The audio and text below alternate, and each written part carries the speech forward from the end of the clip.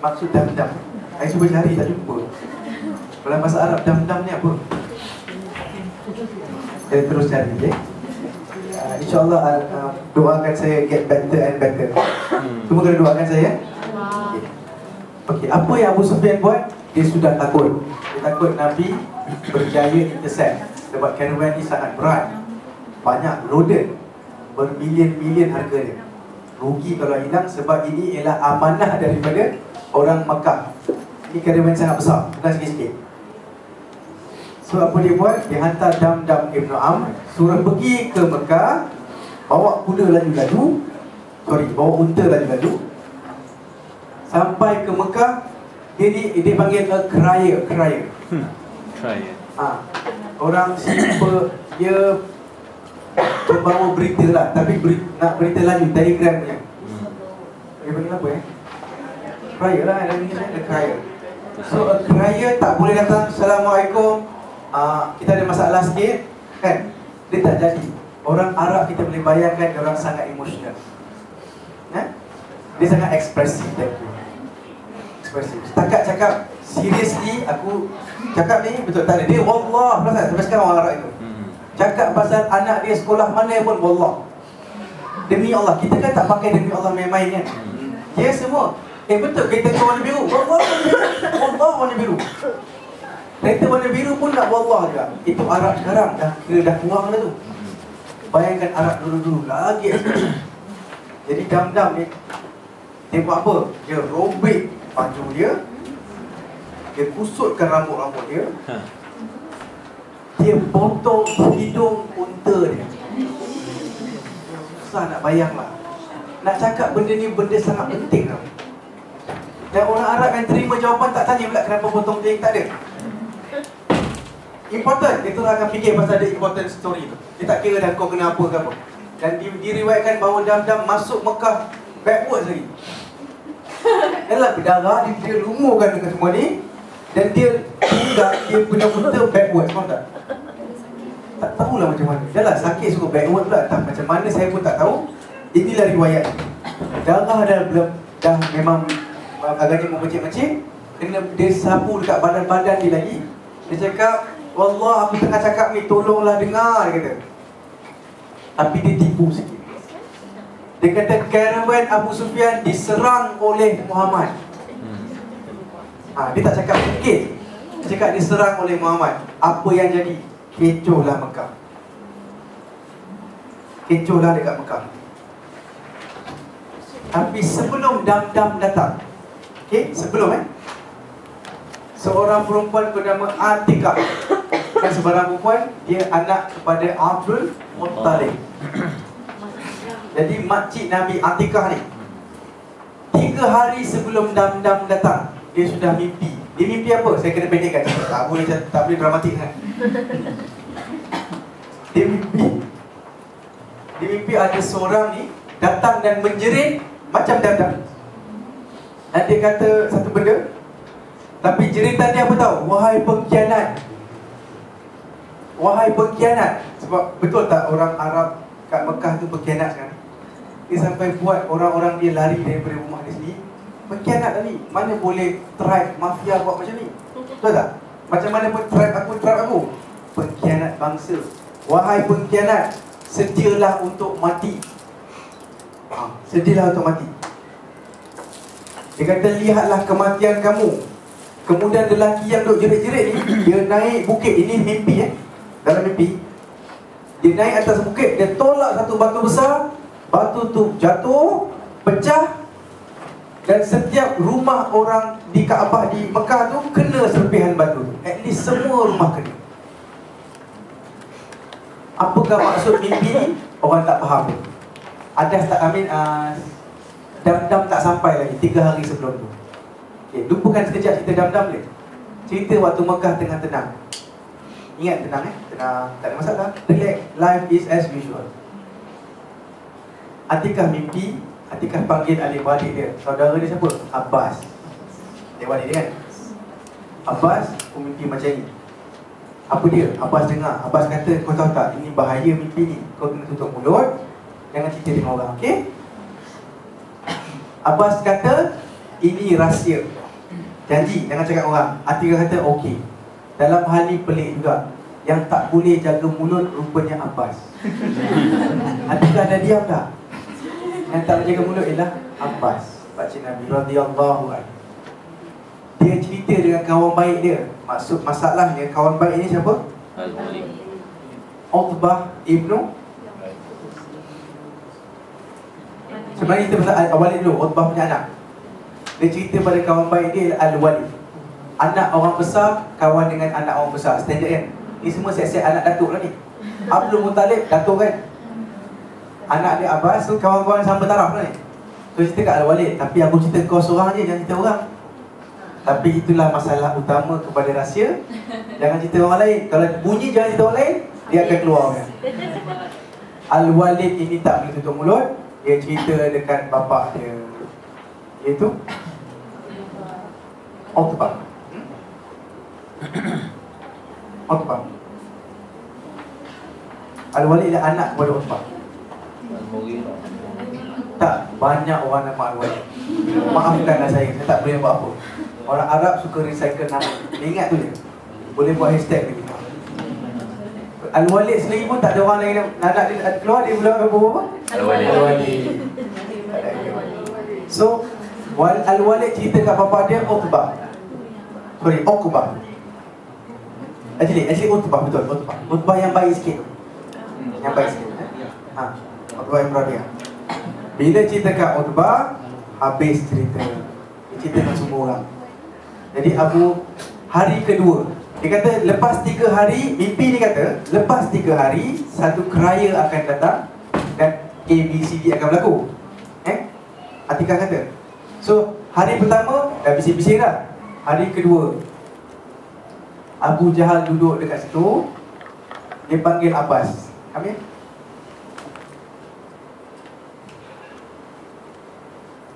Dia panggil Abbas. Dia kata, apa benda yang aku dengar pasal mimpi-mimpi kakak kau ni? Kau ni tak cukup Nabi lelaki satu, nak Nabi perempuan pula. Kan? Tak cukup ke satu Nabi daripada dalam Bani Hashim ni? Dia beri lah. Korang nak Nabi perempuan pula ke? Iaitu Atikah lah. Atikah tengah cakap benda akan datang kan? Nabi dah ni. Jadi Abbas pun cakap, Abbas tak tahu dia bajet ini satu rahsia. Dia kata, siapa kau salah dengar kot? Ini kot. Dia cuba elak-elak. Tapi dalam elak-elak tu Abu Jahal cakap apa? Kalau kau ni, kalau betul benda ni, aku lepas ni aku tahu aku buat apa tak? Aku akan gantung dekat Kaabah, tulis Bani Hashim memang penipu. Satu penipu dah pergi Madinah lah. Bani Hashim, seorang lagi ni, anti dia pula. Memang korang ni keturunan penipu. Nak kata panggil orang penipu, kadzab dalam bahasa Arab benda yang sangat berat. Orang Arab tak suka dipanggil penipu. Dia sangat true to his word je. Kalau dia buat, dia buat. Dia cakap, dia buat. Tak boleh buat, dia tak cakap. Dia orang tak suka tipu-tipu. Itu at least satu benda yang baik dalam dia. Secara umum lah. Secara umum. Sebab tu kalau tak nak masuk Islam, dia cakap, aku tak nak masuk Islam sebab dia buat lain, aku buat lain. Nampak tak Abu Jahal? Straight kan? Dia tak kata, aku tengok dululah. Dia tak ada. Aku tak suka dia sebab apa? Kita orang ni compete. Tak suka.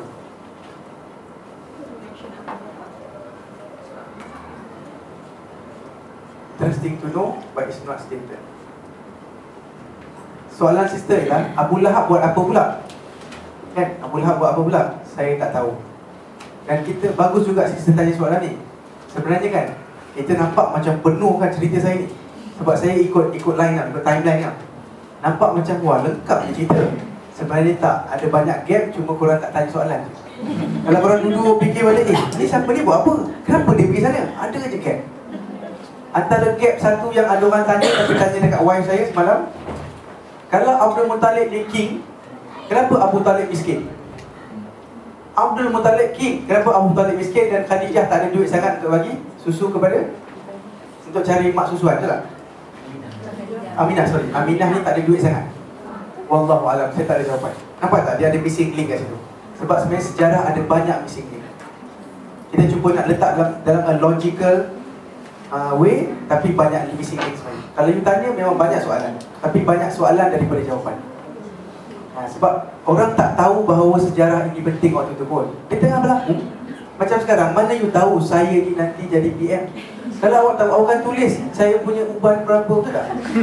Mesti you ambil gambar kan, macam ni lah dengan saya. Betul tak? Macam ni, betul tak? Sebab awak tahu saya nak jadi PM. Masalahnya awak tak tahu. Jadi awak layan saya macam orang lain juga. Kan?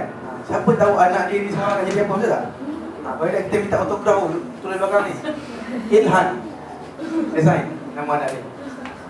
Ilhan. Sebab banyak missing link tu ke, maka banyak cerita-cerita yang direka-reka. Thank you very much. Cerita direka kerana missing link ni. Very good point. Settle.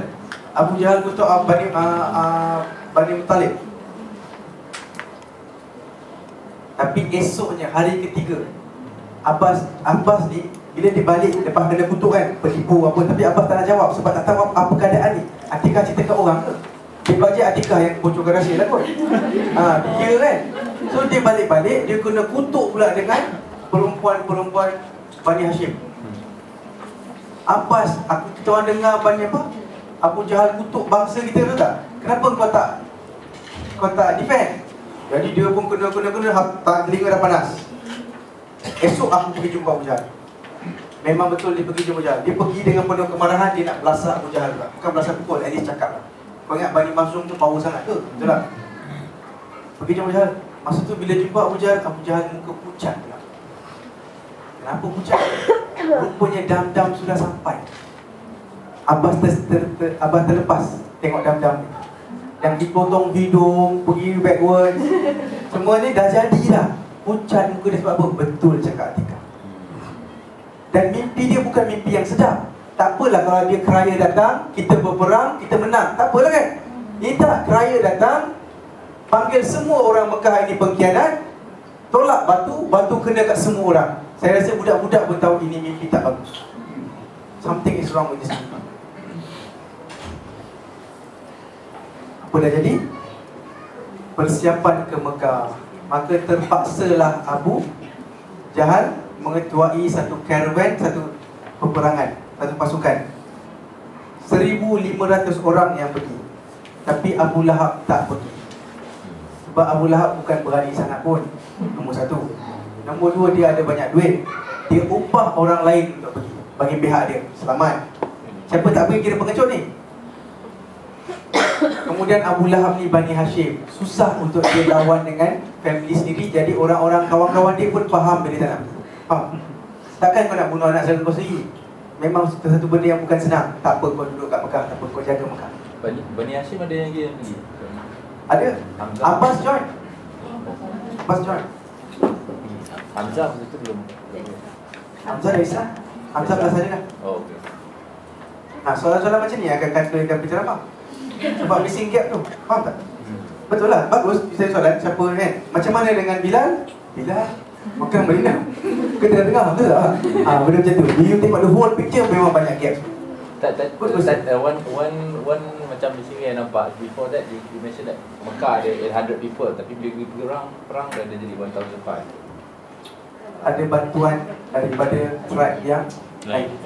Oh, asal Mekah.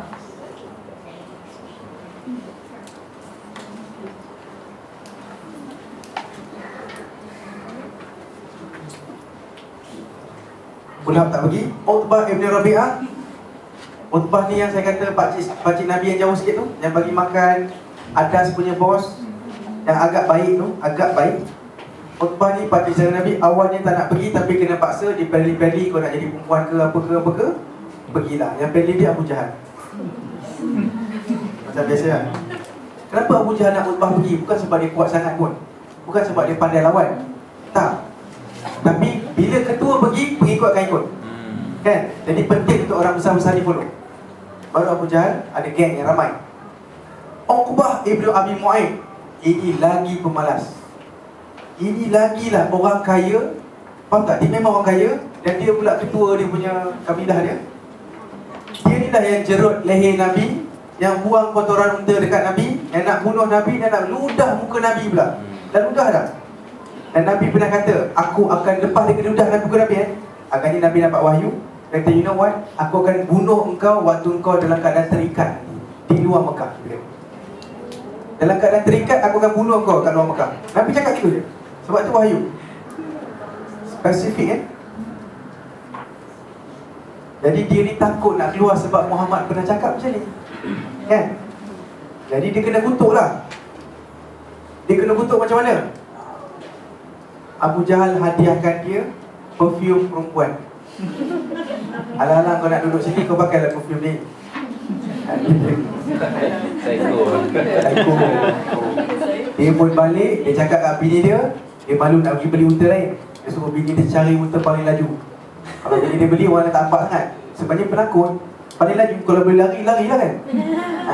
Dan dia cakap isteri dia, aku bukan nak join sangat pun, aku nak belakang-belakang dia, tunjuk muka.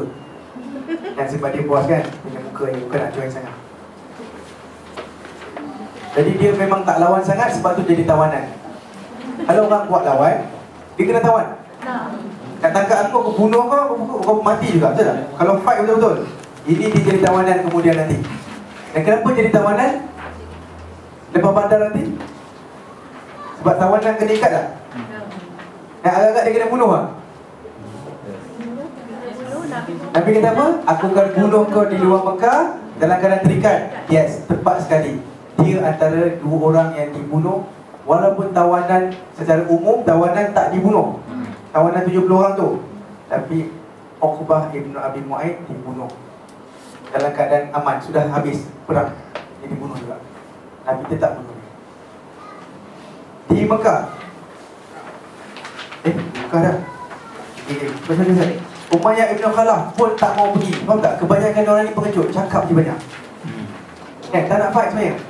Umayyah ibn Khalaf, dia ni lah yang apa? Yang buat apa dekat Bilal? Inilah dia Bilal punya bos.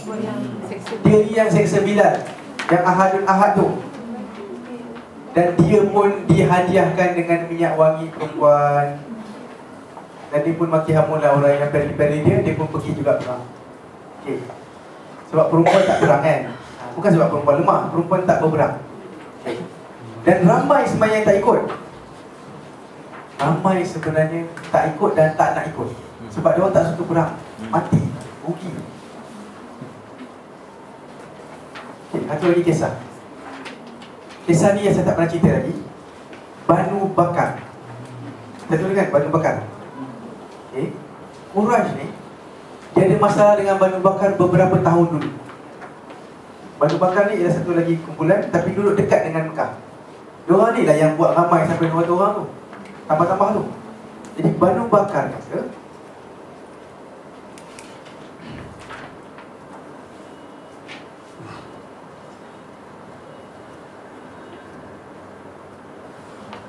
diorang ada masalah. Orang Quraisy pernah bunuh ketua dia. Dia macam ni, Banu Bakar gaduh-gaduh dengan satu orang Quraisy. Seorang. Bunuh dia. Orang Quraisy bunuh dia balik. Dah bunuh. Akhirnya okey, kita duduk. Kita bincang. Dua kumpulan mafia bincang. Kita nak settle macam mana? Okey tak kalau tadi kau bunuh tu dah kira okey, kau bunuh tiga, kecil tak? Kecil kan? Settle Settle. Tetapi ada seorang Quraisy ni, abang kepada yang kena bunuh last tu, dia tak boleh tahan. Perjanjian lah, tapi aku stres aku sendiri. Dia tak boleh tahan, dia punya kesedihan. Dia masuk dalam kemah Bani Bakar, dia bunuh Bani Bakar punya bos. Kalau bunuh budak kecil pun jadi dah. Pergi bunuh bos, memang cari gaduh. Jadi dalam diorang nak berperang besar, tiba-tiba Muhammad pula datang, cakap Allah lah apalah. Jadi dia tak jadi gaduh, faham tak? Fokus diorang pada Muhammad, saya kata Muhammad. Jadi Muhammad sekarang dah pindah. Sekarang kita boleh sambung gaduh kan. Nak sambung gaduh, caravan Abu Sufyan pula. Okay, tak apa, hold dulu. Sekarang ni Banu Bakar boleh tak retaliate? Sebab kebanyakan lelaki daripada Quraisy sudah hilang. Boleh tak diorang take over Mekah free-free dia? Yes. Sebabkan inilah syaitan datang nak pastikan plan ini berjaya. Iblis sendiri datang dalam rupa Surakah ibn Malik. Siapakah Surakah? Ingat tak yang gelang? Rupanya, ingat tak saya kata dia pun ketua kabilah dulu? Dia ni, kabilah dia dengan kabilah Banu Bakar from the same clan yang besar. Banu Kinanah kata salah saya. from same clan yang besar.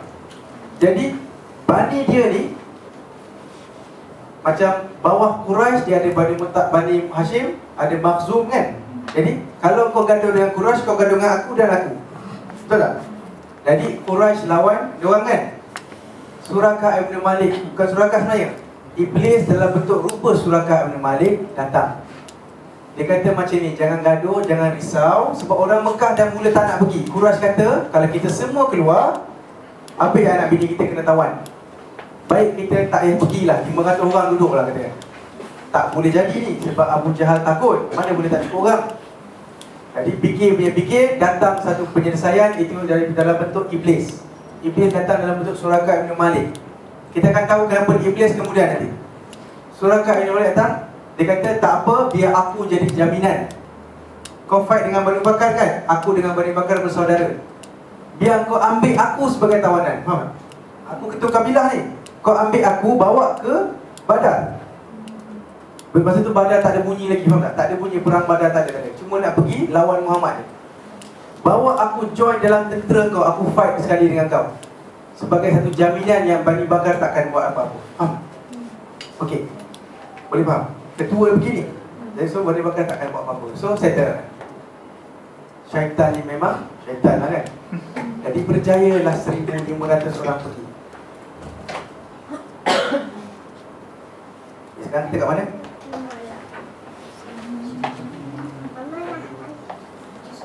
Okey. Kemudian datang utusan kedua. Saya nak tanya, perang Badar ada berapa orang kafir? Sebenarnya bukan 1,500 tau. Dia 1,200 lebih. 1,200 ke 1,100 kalau ikut dalam buku sejarah. Sebab nanti 1,500 ni akan berkurang setelah datangnya utusan kedua. Abu Sufyan ni kan, dia orang yang politician yang hebat sebenarnya. Dia fikir jauh. Dia tahu kalau yang tadi yang potong telinga, potong hidung tu, mesti akan buat semua orang gempak tu lah. Semua akan keluar kan untuk fight. Memang dia minta orang tu keluar pun. Tapi bila dia selamat daripada Muhammad, dia dah rasa selamat sebab dia dah lepas dah Madinah. Madinah kat belakang dah. Dan kalau dia kejar aku boleh lari lagi sampai ke Mekah. Dia sudah lepas sampai sini kot, macam tu. Maka dia pun hantar satu lagi utusan balik ke Mekah. Dia kata no problem dah. Abu Sufyan kata no problem, boleh duduk. Jadi banyaklah tentera 200 orang kot. Dia kata tak payahlah pergi. Tapi Abu Jahal kata no, kita akan terus jalan juga. Why? Biar satu Arab tahu Quraisy tunggu dekat medan perang, Muhammad tak turun pun. Faham? Dan kita akan duduk situ 3 hari, dia kata. Kita akan minum arak, kita akan menari-menari, karaoke, itu saya tambah. Happy, biar bising-bising semua orang tahu diorang berpesta 3 hari tunggu Muhammad tak datang-datang. You faham tak? Nak tunjuk bahawa kita berkuasa. Biar orang tahu bahawa orang Quraisy tak takut siapa-siapa. Jadi dia pergi sekarang bukan untuk perang sangat tu tak? Nak tunjuk kuat saja. Biar jerit-jerit kan? Macam samseng yang berbadan besar. Buli lah ni. Dalam keadaan itu Abu Jahal nak teruskan, tapi ada lebih kurang 300 orang tak jadi ikut. Dan pada waktu yang sama ada seorang anak sepupu Nabi tak disebut nama. Dia mimpi satu lagi mimpi. Mimpi ni penting dalam Islam tau. Dalam kehidupan manusia mimpi ni penting. Ambillah mimpi itu sebagai secara serius. Kecuali mimpi yang buruk tinggalkan. Mimpi yang baik ambil. Kalau tak pasti tanya orang-orang yang pandai tentang apakah maksud mimpi itu. Mimpi satu lagi, apa dia? Datang seorang utusan, lagi best. Dia potong bonggol unta dia. Ni pasal potong binatang yang orang suka. Potong hidup, ni potong bonggol pula. Potong bonggol, datang sebagai keraya utusan. Macam tadi tu. Ini kali lagi best. Isytihar kematian Abu Jahal, Umayyah, Utbah, Uqbah, Al-Walid. Faham tak? Dia memang senaraikan kematian orang kat Badar. Dia senaraikan. Tapi dia orang kata dia diam sudah, jangan bising-bising, nanti orang takut. Kan? Mimpi-mimpi ni takut. Apa jadi kat Badar? Di Badar, orang Islam nak gaduh ke tak? Orang Islam tahu tak yang orang Mekah tengah 1,000 lebih orang datang? Sekejap fikir. Orang Islam tahu tak dekat Mekah ada tentera nak datang? Tahu tak pasal dam? Pasal bonggol unta? Tak tahu tau. Dia orang cuma tahu Abu Sufyan dan 40 orang dia. Ada unta free nak makan. nak ambil. Tiba saja hidup dia. Tiba-tiba dia orang tertangkap 2 orang hamba. Memang dari orang Mekah lah, hamba Mekah. Dia tanya, kau dari mana? Sebab kena bayangkan bahawa sekarang ni Abu Jahal dah mula jalan Boleh bayang tak? Abu Jahal dah mula jalan dah. Dan Nabi dah mula ke sini. Sebenarnya nak intercept ke apa tak? Kan? Dah sampai sini. Kalau tak selesai, badar kat sini. Betul tak badar sini? Kita tengok badar kat mana. Cuba tengok dia punya apa ni. Betul tak? Badar tepi sikit. Lebih dekat Mekah ke Madinah? Madinah. Bawah kan? Badar di sini kan? Ni lah. Pen semua dah habis. Saya dah kumpul cepat. So badar kat sini. Okey. Dia dah sampai kat badar, kat gigi-gigi dia, kat badar ni kenapa sesuai? Sebab dia ada air. Faham tak? Jadi sesuai tu tempat perang, boleh minum air sambil-sambil. Air penting, betul tak? Badar. Dia sampai sini. Lepas tu dia tangkap 2 orang yang tengah ambil air dekat perigi tu. 2 orang hamba. Rupanya Abu Jahal dah start jalan dah. Dah sampai sini dah. Jadi diorang kat belah sini, orang kat belah sini. Tapi tak nampak, jauh ni. Masih jauh. Hamba tu daripada rombongan Abu Jahal lah. Dia pergi. Yes, yang 1002 ni jadi pergi. Kan kita kata dia nak pergi happy-happy kat situ. Dia bawa. The process nak kumpulkan itu quite short lah, because orang Madinah kita tak balik Madinah. Betul. Betul, sangat cepat. Ya, sebab habis caravan kita nak kena potong dia, nak kena intercept. Memang sekejap je. Memang orang Madinah yang keluar, dia keluar tu memang just nak take the loop. Intercept je. Betul. Yang Madinah keluar memang kejap je. Dalam berpun. Diorang bajet diorang nak pergi intercept mana-mana tu. Tiba-tiba terjumpa, diorang dengar cerita bahawa orang Mekah dah keluar. Dengar cerita je. Macam kabar angin.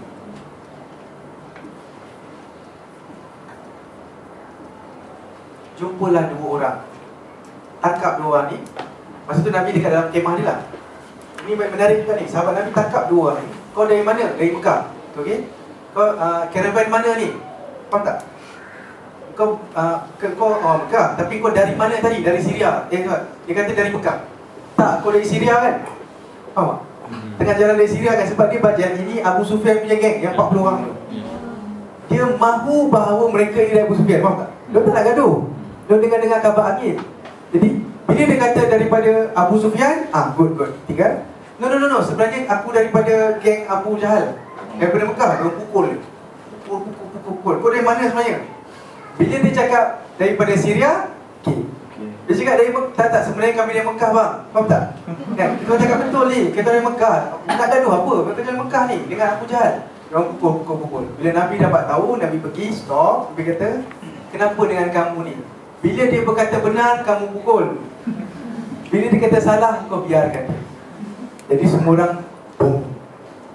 Maka sedarlah orang bahawa orang tengah menghadapi satu tentera yang besar dari Mekah. Baru dia sedar. Dan secara rasmi dia tahulah ada Mekah, ada tentera.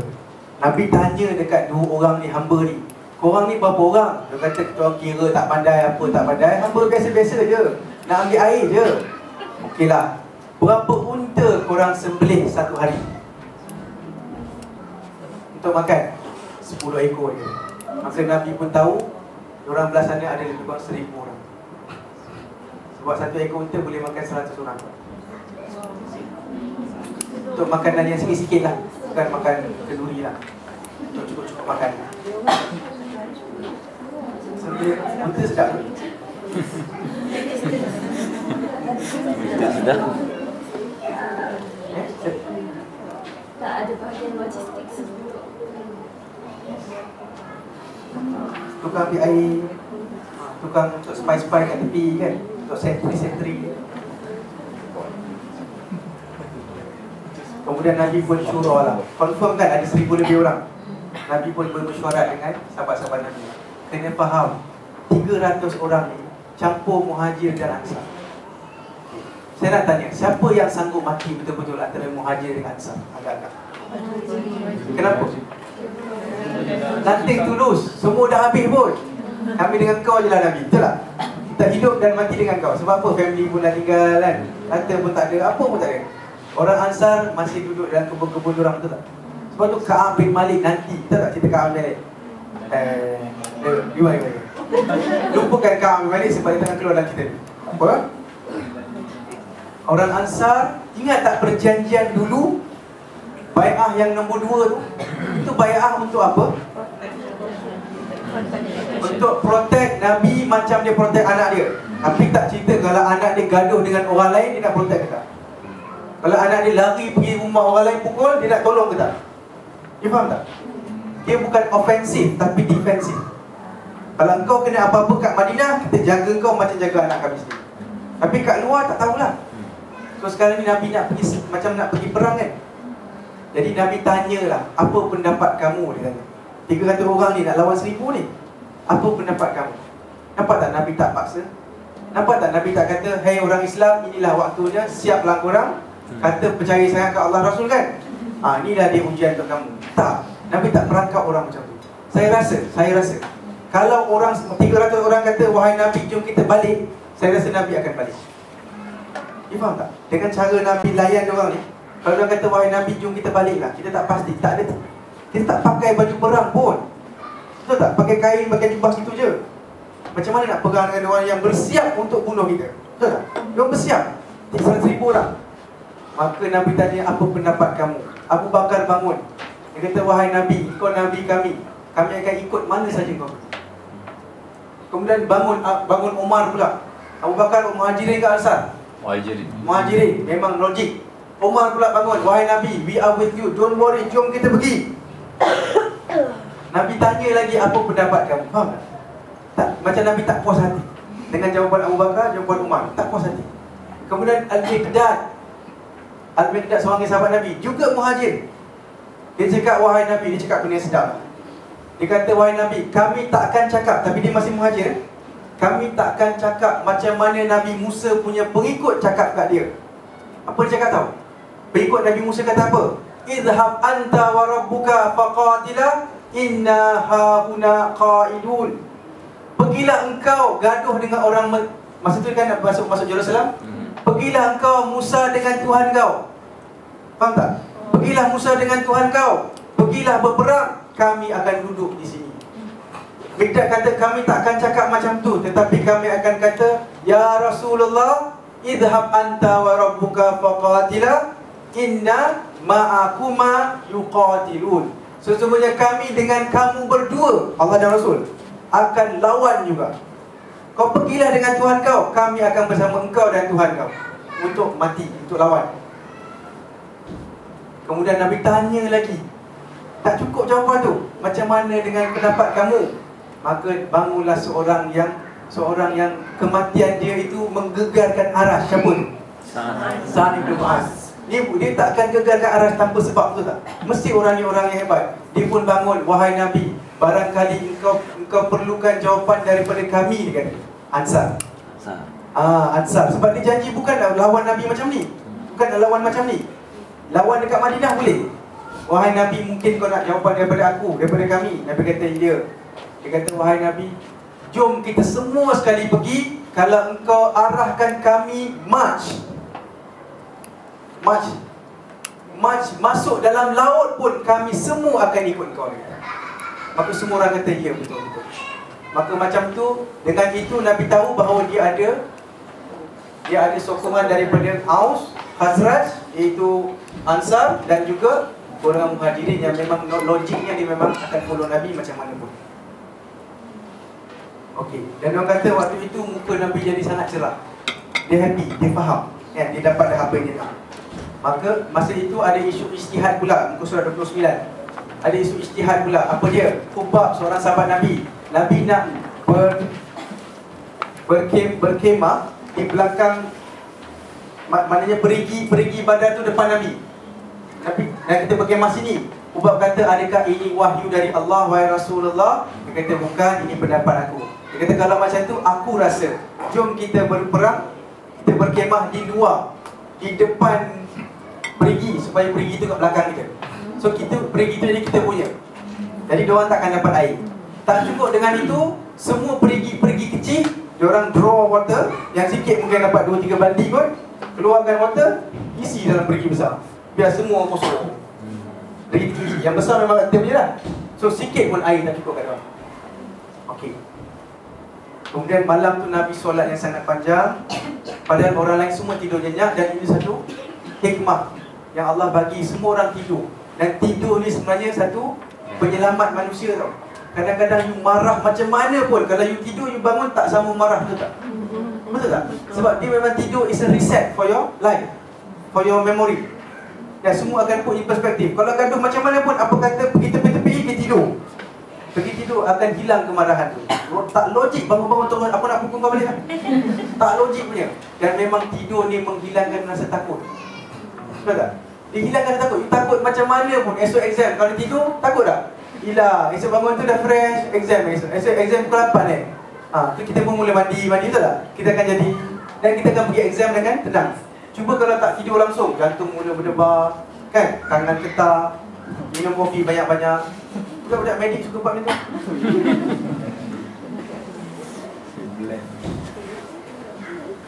Waktu itu siang 17 Ramadan. Memang betul, Badar berlaku 17 Ramadan. Itu memang pasti. Nabi jalan antara Saf dan Nabi cucuk seorang sahabat. Dia pastikan apa tu? Dia? Saya rasa puasa belum lagi disyariatkan. Okay, skip yang tu. Saya rasa ada satu kesilapan dekat cucuk sawat tu. You just potong je dulu. Cucuk sawat kisah tu just potong. Ini yang berlaku kepada seorang sahabat Nabi tu, yang Nabi cucuk tu, yang dia minta kisah tu kan, itu, tapi potong je tu. Okay, Utbah Ibn Rabi'ah. Saya cerita kat Utbah ni kira okey sikit. Ingat tak? Dia pak saudara Nabi juga. Utbah Ibn Rabi'ah, bila Nabi, sekarang ni tentera kita boleh bayangkan dah pagi, dah mula nampak tentera, dah nampak tentera sana. Okey, Muslim dah nampak dah orang kebelah sana. Nabi nampak ada satu unta merah. Seorang lelaki atas unta merah, dia pergi ke hulu giling. Okey, hulu giling. Siapa atas unta tu? Pak saudara dia. Tahu tak Nabi kata apa? Dari jauh Nabi tengok kan, Nabi kata, kalaulah ada kebaikan di sisi kebelah sana ni, pihak sana, kebaikan itu ialah di atas orang lelaki di atas unta merah. Sebab apa tau? Rupanya dia ke hulu giling tahu apa? Orang Quraisy, jom balik lah. Jom balik. Ini anak saudara kita juga. Faham tak? Jangan gaduh, jom balik. Apa benda kita duduk sini? Dia orang tu berapa orang? 300 orang. Kalau kita fight, kita pun akan mati lebih kurang banyak tu juga. Faham tak? Jom balik, jom balik, jom balik. Jom balik, jom balik. Kerja je ni okey kan? Sebenarnya okey kan? Sangat okey. Tapi ada cerita yang sangat menyedihkan pasal dia nanti. Sampai Utbah ni dia kata apa? Jomlah kita semua balik rumah. Kalau orang takut dipanggil pengecut, dengar betul-betul. Kalaulah korang takut dipanggil pengecut, kau cakap je dekat isteri-isteri kita nanti. Kan diorang akan tanya, tak jadi perang ke? Rupanya perempuan-perempuan Arab suka berani-berani. Dia macam kalau engkau, faham tak? Dia orang jenis macam tau. Kalau nampak macam suami dia tak berani ke apa kan, dia akan bagi baju perempuan je tu. Janganlah pakailah baju ni kalau kau tak jadi lelaki tu. Dan ada satu kisah lah, tak tahu kisah ni sahih ke tak. Kononnya ada satu dekat Palestin ke apa tak? Okey, bayangkan dekat Syria ke Palestin ada tentera yang bukan Islam masuk. Dia kata, mana lelaki? Keluarkan lelaki semua. Suami dia menyuruh bawah katil lah, dengar suami menyuruh. Mana lelaki? Ini kat Arab lah berlaku. Keluarkan semua lelaki. Dia pun keluarkan anak perempuan dia pun keluar lah. Dia tak keluar, sorry. Lelaki semua keluar lah kan, budak kecil, lelaki semua. Kemudian yang perempuan duduk dalam rumah kan. Kemudian tentera tu masuk dan dia cek tengok, oh ni ada lelaki ni, kenapa tak cakap ni? Oh tak apa Syekh, dia kata, tak ada masalah, sebab ini perempuan, dia tak berani untuk lawan dengan kau. Oh, style orang Arab ni. Ini perempuan, suami dia sendiri. Maka orang Arab ni memang belly dia tajam kan. Sebab tu yang perfume perempuan pun dia terasa kan. Dia slow je, dia tengok perfume ni, dia tengok perfume. Terima kasih kan. Apa ni? For ladies. Betul tak? Oh, ajar tu. Dia main makan dalam. Dan apa dia kata? kalau engkau malu anak-anak bini kau panggil kau pengecut, kau cakap dekat dia, Utbah Ibn Rabi'ah yang pengecut, yang ajak korang semua balik. Faham tak? Biar dia catat mana-mana sebagai aku pengecut, tak apa, jomlah kita balik. Kau panggil lah aku coward, tak apa, jom balik. Tak payahlah kita gaduh dengan diorang, segala-segala juga. Nampak tak Utbah punya logiknya fikiran dia? Kemudian ada satu spy pula daripada Quraisy ni. Spy Quraisy ni, nama dia Umair bin Wahab. Dia pergi spy, dia dihantar sebagai spy. Dia balik, dia cerita kat Abu Jahal, Aku rasa diorang lebih kurang 300 orang, tapi jangan action tau, dia kata. Spy dia kata, spy patutnya cakap berapa orang je, cukup. Tapi dia tambah-tambah sikit. Dan Umar ni kemudian dia akan masuk Islam tau. Radhiyallahu anhu. Umar ni kata dekat ni, dia kata jangan tapi relax dulu. Aku risau dia kata. Sebab belah sana ada orang muda-muda yang tak ada perisai. Orang muda yang tak ada perisai, yang semangat dia tu, aku rasa dia tak akan mati kecuali dia bunuh salah seorang dari kita. Kalaupun dia mati, dia bunuh seorang dulu. Okey, aku mati sekali, jom. Jadi maknanya, apalah gunanya kita lawan 300 akan bunuh 300 dan kita akan balik berapa? 600 tu kan? Beberapa ratus kita akan balik kan? Apalah gunanya fight macam ni? Faham tak? Kira spy ni sudah buat kerja lebih sikit kan? Dia dah bagi pendapat dia. Abu Jahal simple lah dia. Kerja kau spy, tak payah bagi pendapat. Thanks. Aku nak tahu 300 je. Kau tak payah cerita lain. Aku nak tahu berapa orang je. Dah tu. Maka kita tak boleh. Dia kata kami tak minta pendapat kamu.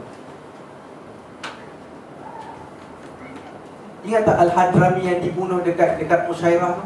Nakhla tu? Yang dibunuh di bulan haram tu? Diorang duduk dendangkan nama Hadrami lah kat sini. Oh, Islam Muslim dah bunuh Hadrami, kita kena bunuh balik. Faham tak? Jadi semangat itu yang bagi orang semangat.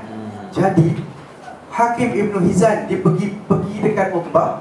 Dia kata, Utbah, kalau kita boleh settlekan wang darah ni, diat ni, blood money, Hadrami, boleh kita balik. Betul?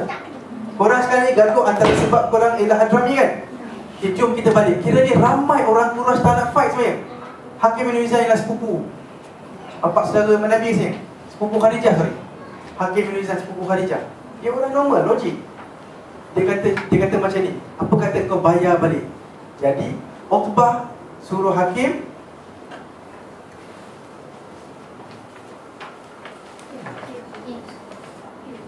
Ibn Hizan, dia pun pergilah jumpa Abu Jahal. Dia kata macam ni, Utbah kata dia nak bayar sebab Hakim tak kaya sangat. Utbah kata nak bayar bila mana, jom balik. Kan, jom balik. Bayar untuk Hadrami tu. Tapi Abu Jahal kata apa tahu? Oh, kau ni dah jadi hamba Utbah pula ke? Pada Hakim ni orang merdeka ni. Oh, kau dah jadi pekerja dia pula, dah jadi kuli dia ke? Macam kita pilih orang lah. Jadi Hakim sangat marah, dia kata bukan kuli, aku pun percaya kita kena balik. Bukan pasal kuli tak kuli. Tapi Abu Jahal pergi cucuk abang kepada Hadrami, cakap jangan terima dia, kita kena lawan dia. Apa tak dia bagi hadiah nanti ke apa tak tahu lah. Jadi abang Hadrami tak nak terima wang apa ni, black money lah. Apa dia jadi? Sekarang dah makin panas kan? Utbah marah. Kalau kita tengok dalam perang Badar, siapa yang pertama mati agak-agak siapa? Sebenarnya yang pertama mati ialah Utbah Ibn Rabi'ah. Yang pertama mati. Yes. Kesian dia. Kadang tidak Islam. Semangat dia tu ialah semangat tribe. Sayang kepada tribe itu normal. Faham tak? Kita sayang orang Melayu, sayang sama-sama apa? Normal. Itu ialah tak cukup untuk buatkan orang tu Islam, dia tak? Utbah ni, dia kata panggil aku pengecut kalau kau takut sangat jadi pengecut kan? Tapi Abu Jahal pula bangun, tahu dia kata apa? Utbah, aku tahu dari tadi sebenarnya kau okey je. Tapi bila kau nampak Muhammad punya tentera, kau jadi takut kan? Sebenarnya yang pengecut memang kau dia. Faham tak? Tadi Utbah kan offer panggil aku pengecut. Tapi sekarang Abu Jahal cakap direct ni, kau memang pengecut. Kau tak payah nak buat macam kau bukan. Kau memang pengecut. Faham tak? Nampak? Dia main balik. Kau sebenarnya memang pengecut pun, sebab tu kau nak ajak kita balik. Utbah kata, kau kata apa? Aku pengecut. I will show you aku bukan pengecut. Dia orang pertama yang bangun, pegang pedang. Dia panggil abang dia, iaitu Syaibah Ibn Rabi'ah.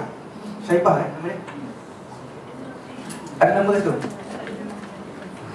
Ibnu Rabi'ah juga, abang dia, adik dia, dan dipanggil Al-Walid Ibnu Utbah, anak dia. Nampak tak? 3 beradik, 3 anak beranak ni. Jom pergi depan, diorang pergi apa? Diorang buat mubarazah. Rupanya orang Arab kalau nak fight, dia akan warm up dulu. Warm up diorang ialah 2-3 orang pergi depan. Siapa nak gaduh aku macam ni? Faham tak? Betera belakang, mubarazah dipanggil. Okey, dia panggil duel ke duel ke tak tahu lah. Duel, semua saya cakap semua salah. Duel. Dia kena duduk kat UK lah, dia tahu. So, duel ni, duel. Nanti anak duel. Mubarazah ni, siapa yang first kali dia? Utbah, subhanallah. Sebab apa kau cakap aku pengecut kan? Let me show you. So Utbah kata, jom, siapa berani, jom 3 orang lawan kami. 3 orang Ansar bangun. Nampak? Jangan ingat Ansar tak berani. Kan kita kata Muhajirin nothing tulus, Ansar pun berani, budak-budak muda dia bangun. Ni lawan 3 orang ni. Dia orang bangun. Tapi Utbah kata, duduk. Aku tak nak budak-budak macam kau, dan kami tak ada masalah dengan bangsa kau. Kami kat sini bukan sebab kau ni. Kami kat sini sebab Bani Hashim, betul tak? Muhammad dan geng-geng Islam ni kan, Umar ke, Ali ke apa ke. Jadi kata kami nak daripada Muhajirin lah, daripada orang kami juga, biar setara, dia kata. Maka bangkitlah Ali, Hamzah dan Ubay. Zubair.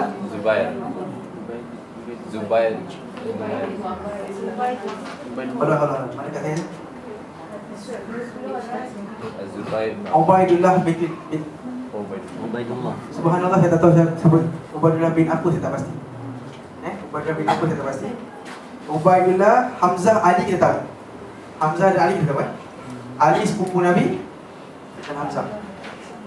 Maka seorang ambil satu. Abbas dekat belah Mekah punya, belah Abu Jahal. Abbas tengah duduk situ. Dia dipaksa untuk pulang. Saya boleh kata dia sebenarnya mula dia ajak balik sebab tak nak lawan, tak nak bunuh kaum dia kan. Tapi bila dia perang tu dia nak panggil juga kaum dia. Sebab dia kata kalau lawan dengan budak-budak mesti dia menang je. Dia pandai lawan. Dia ni bukan orang pengecut. Dia pandai lawan. Dia kata budak-budak aku boleh makan, dia makan yang besar-besar. Nak tunjuk Abu Jahal ni, aku berani. Kau cakap kau pengecut, tengok-tengok aku.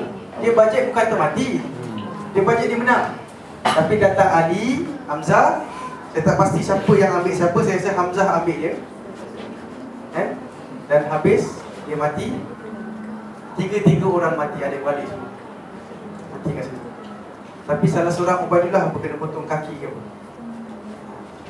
Kemudian orang selamat. Orang semua datang ke pihak ni, dan 3 orang tu matilah, free lah. Jadi itulah kematian pertama perang Badar. Kata. Dan ingat tak Nabi doa? Jadi Nabi tengok 1000 orang lebih ni, Nabi pun risau, betul tak? Jadi Nabi doa, nyata. Dengan apa saja dia ada. Betul.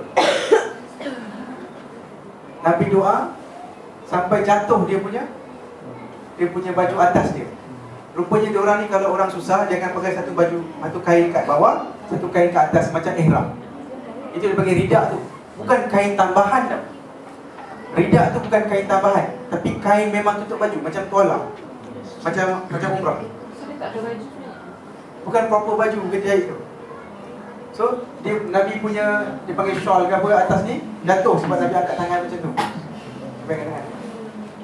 Maka sampai jatuh Nabi angkat tangan, Nabi kata apa? Ya Allah, kalau kau tak selamatkan, tak menangkan kami, tak ada orang lagi yang akan sembah kau. Nampak tak Nabi ada anxiety juga? Ada, Nabi risau juga ni. Ya Allah, kau kena menangkan kaum ni, kalau tidak sampai bila pun tak ada siapa pun akan sembah kau. Itu pendapat Nabi masa tu. Kemudian Abu Bakar datang, dia betulkan baju Nabi dan dia peluk Nabi. Dia kata, sudahlah Nabi, sudahlah wahai Rasulullah, sebab Allah mesti akan jawab apa yang kau minta. Kan? Maknanya Abu Bakar ambil ambil jalan yang Allah akan tolong, Nabi ambil jalan risau. Kan macam tu lebih kurang. Dan dua-dua ni kena campur kan. Betul tak? Kemudian muka Nabi berubah, Nabi dapat wahyu, kan? Muka Nabi berubah. Nabi kata muka dia jadi macam bulan, terang. Faham tak? Sebab lepas dia doa-doa macam tu, muka dia berubah, Dia kata, ya wahai Abu Bakar, bergembiralah, dia kata. Be happy. Sebab Abu Bakar yang tadi peluk dia kan. Be happy Abu Bakar. Dia kata apa? Subhanallah. Dia kata Jibril dah pakai serban.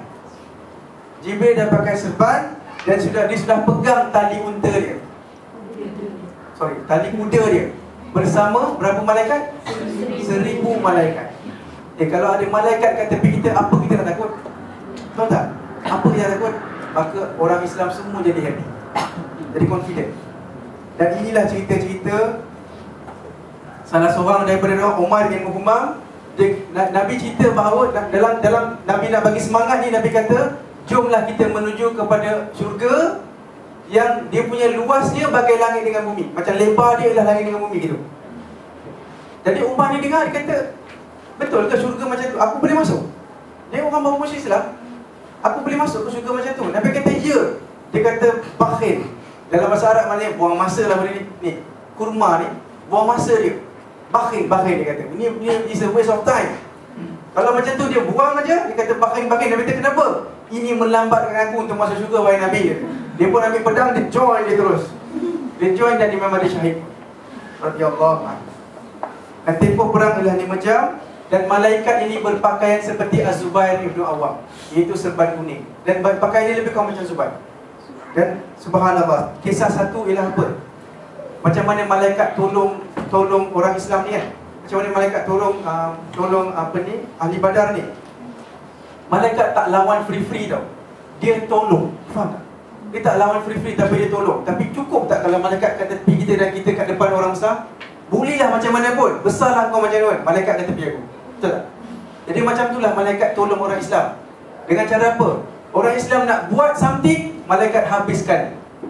Dan ada satu kisah ni, dia kata, aku baru je nak angkat pedang, kemudian aku nampak, aku dengar ada bunyi cemeti. Cuk! Cemeti kan? Bunyi, kemudian aku tengok hidung musuh tu putus. Kalau dah putus hidung tak lawan dah saya rasa. Dia akan lari punya. Hidung dia putus. Kemudian aku dengar seorang lelaki atas kuda, dia kata, cepatlah Haizum. Maknanya itu dah nama kuda kepada malaikat. Malaikat tu punya kuda nama dia Haizum. Cepatlah Haizum. Maknanya dia baru je zap. Dan orang ni kata, siapa yang buat? Aku ke dia? Macam tu. Cepatlah Haizum, dia kata. Kemudian Nabi kata, ini bantuan daripada langit ketiga. Bila dia ceritakan Nabi, aku baru je nak buat, tapi hidung orang tu dah putus dah. Dia kata, ini bantuan dari langit ketiga. Bermakna malaikat pun dipilih-pilih. Bukan sama je. Ada malaikat wakil sini. Dan ketuanya ialah Jibril. Dan kisah 2, Al-Abbas ditawan. Kan Abbas tak nak lawan sangat sebenarnya, tapi terpaksa pergi. Dia ditawan. Seorang tu pegang tangan dia. Yang orang Islam ni pegang tangan dia. Wahai Nabi, aku dah dapat Abbas. Kenapa? Nabi kata, ada beberapa orang kau jangan bunuh. Dapat tangkap, bawa ke aku. Antaranya Abbas. Jadi bila Abbas kena tangkap, Abbas pun tak nak lawan sangat, sebab dia bukan lawan. Tapi dia kata, Abbas duk jerit, bukan dia ni yang tangkap aku lah. Lepas dah tangan aku. Ini budak kecil macam ni tangkap aku. Abbas dia orang kuat sebenarnya. Tapi dia kata, bukan dia ni tangkap aku. Orang lain tangkap aku tadi.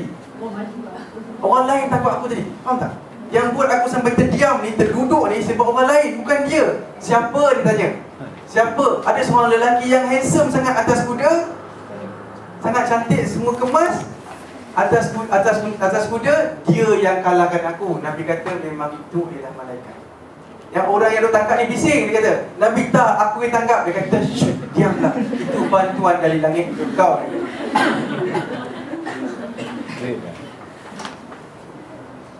Kisah Abu Jahal mati.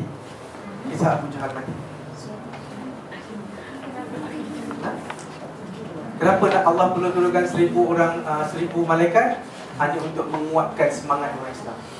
Kan, Nabi dah cakap 1000 ni semangat.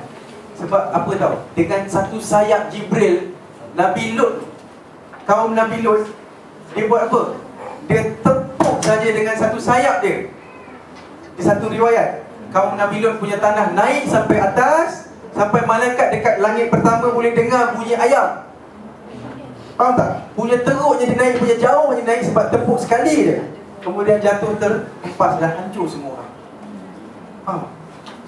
Satu sayap je. Sebenarnya tak perlu 1000 malaikat pun, tapi nak bagi semangat ke orang Islam. Dan orang datang dalam bentuk macam manusia. Betul tak? Supaya Allah bukan nak tunjuk magic aja kat orang. Faham tak? Allah nak bagi semangat kat kita. Janganlah main doa je kemudian lintas jalan. Nabi pun dia nampak bahawa malaikat pun kena cepatlah hai zoom, betul tak? Cepatlah kuda ni, kuda lembab sangat. Malaikat pun kena usaha untuk tolong Nabi. Dan memang dalam Quran disebut, Allah kata kat malaikat, aku akan kuatkan kamu untuk tolong Nabi. Faham tak? Nabi, Allah pun kena bagi kuasa dekat malaikat baru dia boleh buat. Dia bukan suka-suka hati dia buat. Abu Jahal mati. Abdul Rahman Auf dengan dua pemuda. Abdul Rahman Auf dengan dua pemuda ni, dia kata, Abdul Rahman Auf katakan, aku suka nak berperang dengan orang kuat-kuat sebab semangat sikit. Abdul Rahman Auf berperang ni. Tapi dia kata, aku tengok kiri dan kanan ada dua budak muda daripada Ansar. Kan?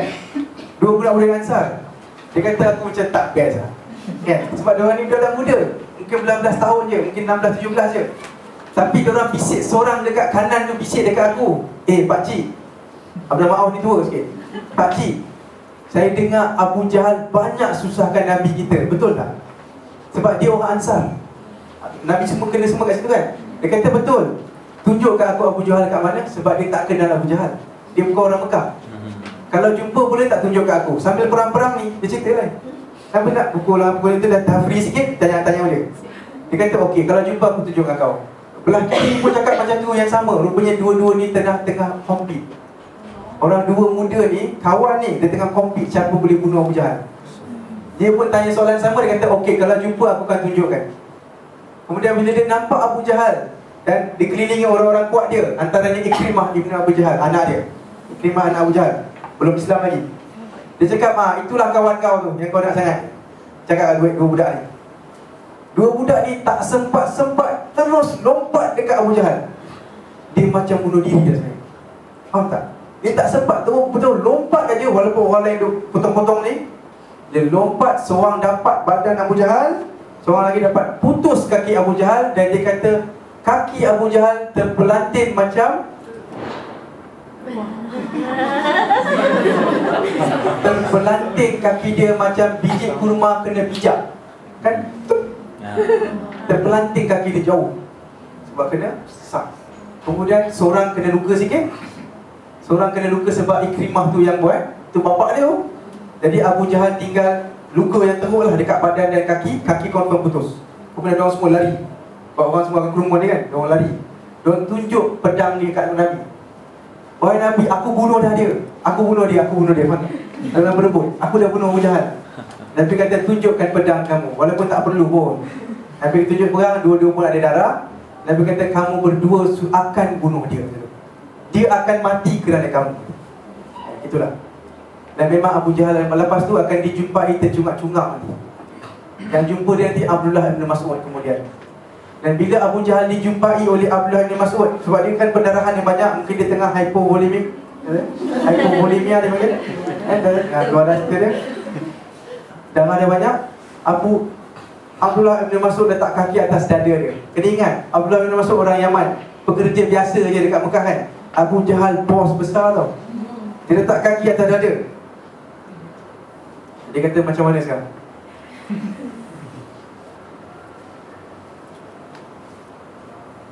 Abu Jahal kata, Ibn Mas'ud kata, macam mana sekarang? Kau dah nampak dah janji Allah? Kata. Dah dapat dah apa yang Nabi janji untuk kau? Dia kata, apa janji-janji? Aku hanya seorang lelaki yang dibunuh oleh saudara dia sendiri. Kata. Wah, nampak? Macam mana dia pusing. Aku hanya seorang lelaki yang dibunuh oleh saudara sendiri. Kata. Padahal siapa yang nak lawan? Dia. Kalau dia duduk dekat Mekah tak jadi. Dia yang nak lawan. Nak duduk situ kan? Kemudian dia macam pengsan-pengsan. Kemudian dia bangun balik. Budak kata, orang Yaman, kau letak kaki atas tempat yang tinggi, kau tahu tak? Apa maksud dia? Kaki kau kat dada aku. Ada dua maksud. Satu, kaki kau atas dada aku. Tinggi kan? Aku tinggi, kau letak kaki atas aku. Tapi dia tak mampu dah. Satu lagi maksud, mungkin kau tengah buat kerja susah. Masuk Islam, lawan, kau akan susah hidup lah konon. Tapi Ibn Mas'ud kata, Ibn Mas'ud tak jawab. Dia guna pedang dia untuk pancung kepala agaknya, tapi pedang dia tumpul. Sebab tadi fight tadi agaknya kena pam dia je kot. Tak jadi, tak putus. Sebab dia fight kan tadi, sampai tumpul apa yang dia ada tu. Jadi dia pun tengok kiri kanan, dia tengok Abu Jahal punya pedang dia sendiri. Dia ambil dan dia finish him off. Maka tamatlah riwayat Fir'aun zaman kita. Umayyah, Bilal punya penyeksa. Ini lagi best ni. Kita ni dah jadi macam statistik lah kan. Suka dengan kematian. Tapi kita puas hati sebab dia menjawab soalan, betul tak? Dia adil, Allah Maha Adil. Jangan takut. Umayyah buat apa dekat Bilal? Macam-macam. Macam-macam dia seksa. Apa jadi pada Umayyah bin Khalaf? Dia ada kawan Abdul Rahman Auf, orang kaya Mekah dulu kan. Kau nak break dia? Tak nak sambung ke sambung? Tak nak cover ke sambung? Kan? Okay. Saya minum air sekejap.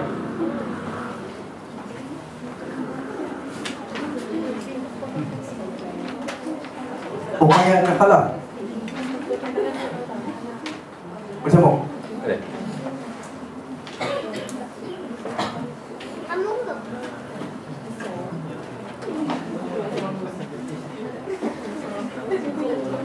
Dia keding acting.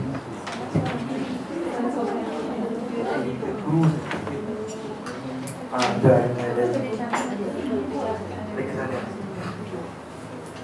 Sambung. Sikit lagi. Boleh bersabar.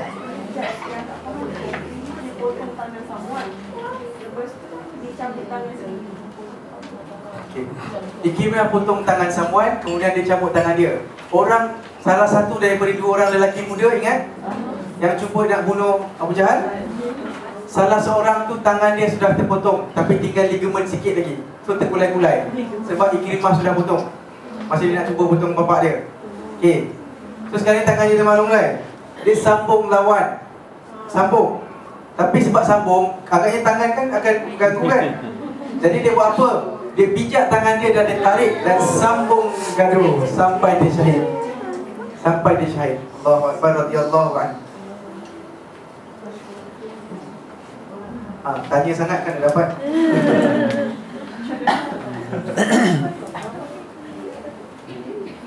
Umayyah bin Khalaf orang kaya. Ingat tak Abdul Rahman bin Auf orang kaya? Dia berkawan baik dulu. Sampaikan Umayyah ni boleh tukar-tukar pula nama Abdul Rahman ni. Sebab dulu nama Abdul Rahman jelas penting. Kata Abdullah bukan baik.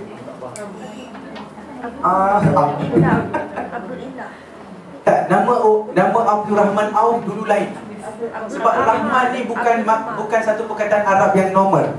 Faham tak? Rahman ni orang Arab tak kenal dulu. Bismillahirrahmanirrahim ni orang tak faham Ar-Rahman tu.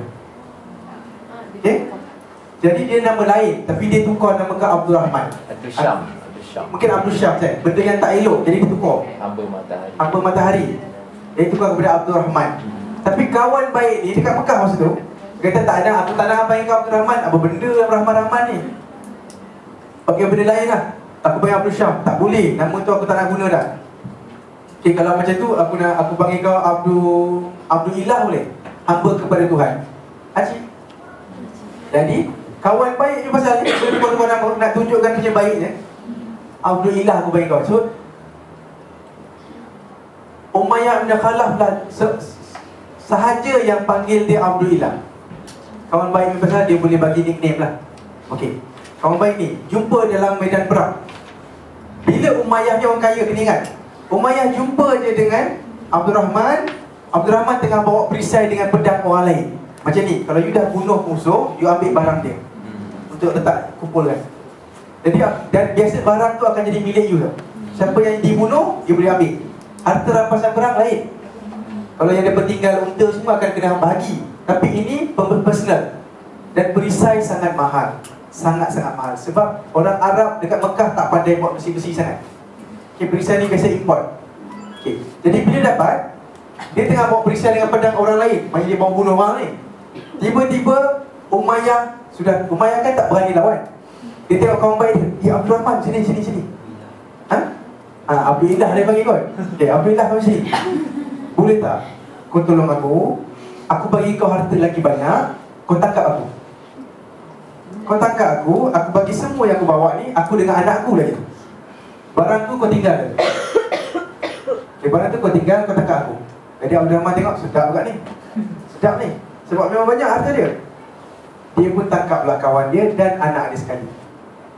Abdul Rahman bawa lah Umayyah bin Khalaf dengan Sabdi Ibn Umayyah tu lah. Tak tahu nama dia apa. Al-Walid juga kot. Kan Al-Walid banyak. Kita belasah je, tak salah sangat. Aku lah ni semua orang jahat. Belasah je nama. Astagfirullah. Saya memang ni je. Bawa lah dua orang. Abdul Rahman ingat dia sudah dapat a big catch lah. Okay, big fish ni. Bawa dia jumpa siapa agak-agak?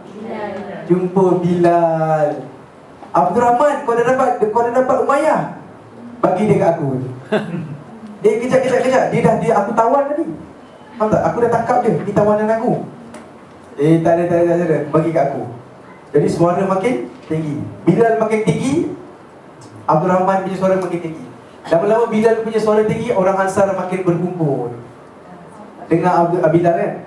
Diorang pun berkumpul dan keliling Umayyah, Abdul Rahman dengan Bilal. Faham tak? Dia pernah tengok apa tengah berlaku ni. Ini memang orang jahat ni. Bilal punya suara tu, perasan tak dia? Ahadun ahad. Suara dia juga menyebabkan kematian orang yang buat dia. Dan suara dia juga yang akan panggil orang untuk solat nanti. Allahu Akbar. Betul tak? Jadi Bilal ini dia punya suara dia, orang semua dah datang. Kemudian Abdul Rahman, sebab ini kawan dia macam mana pun, dia kata jangan pukul dia. Jangan apa? Dia orang cuba cucuk. Faham tak? Semua orang cuba cucuk Umayyah, nak cuba elakkan si Abdul Rahman ni. Abdul Rahman cuba elak. Cuba juga untuk kawal.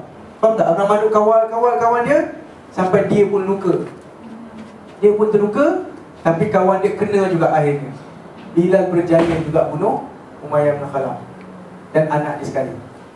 Abdul Rahman Auf ni kemudian dia kata apa? Kemudian habis battle, semoga Allah merahmati Bilal yang sudah menyebabkan aku hilang harta dan menyebabkan aku tercedera. Tapi nampak tak kata merahmati kan? Dia nak cerita macam lawak lah dia. Kan aku ini pun tak dapat, ini pun tak dapat. Semoga Allah merahmati kau lah kata. Allahu Akbar. Sebab ni semua sahabat Nabi radhiyallahu anhu.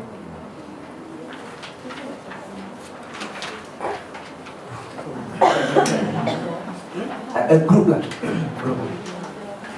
Abu Ubaidah Ibn Jarrah. Jarrah ni bapak dia. Boleh sambung ke nak break ni? Terus. Jalan ni besar stop insyaAllah. Jarrah ni bapak dia. Datuk. Abu Ubaidah bin Abdullah bin Jarrah. Ya. Oh, Bapak dia pula. Al-Jarrah ni atuk dia. Okay, thank you brother. Al-Jarrah atuk ni. Jadi saya nak sebut pasal Abdullah lah. Abu Ubaidah Ibn Abdullah Ibn Jarrah. So bapa kepada Abu Ubaidah ni, Abu Ubaidah ni bapa dia. Dia sangat benci dengan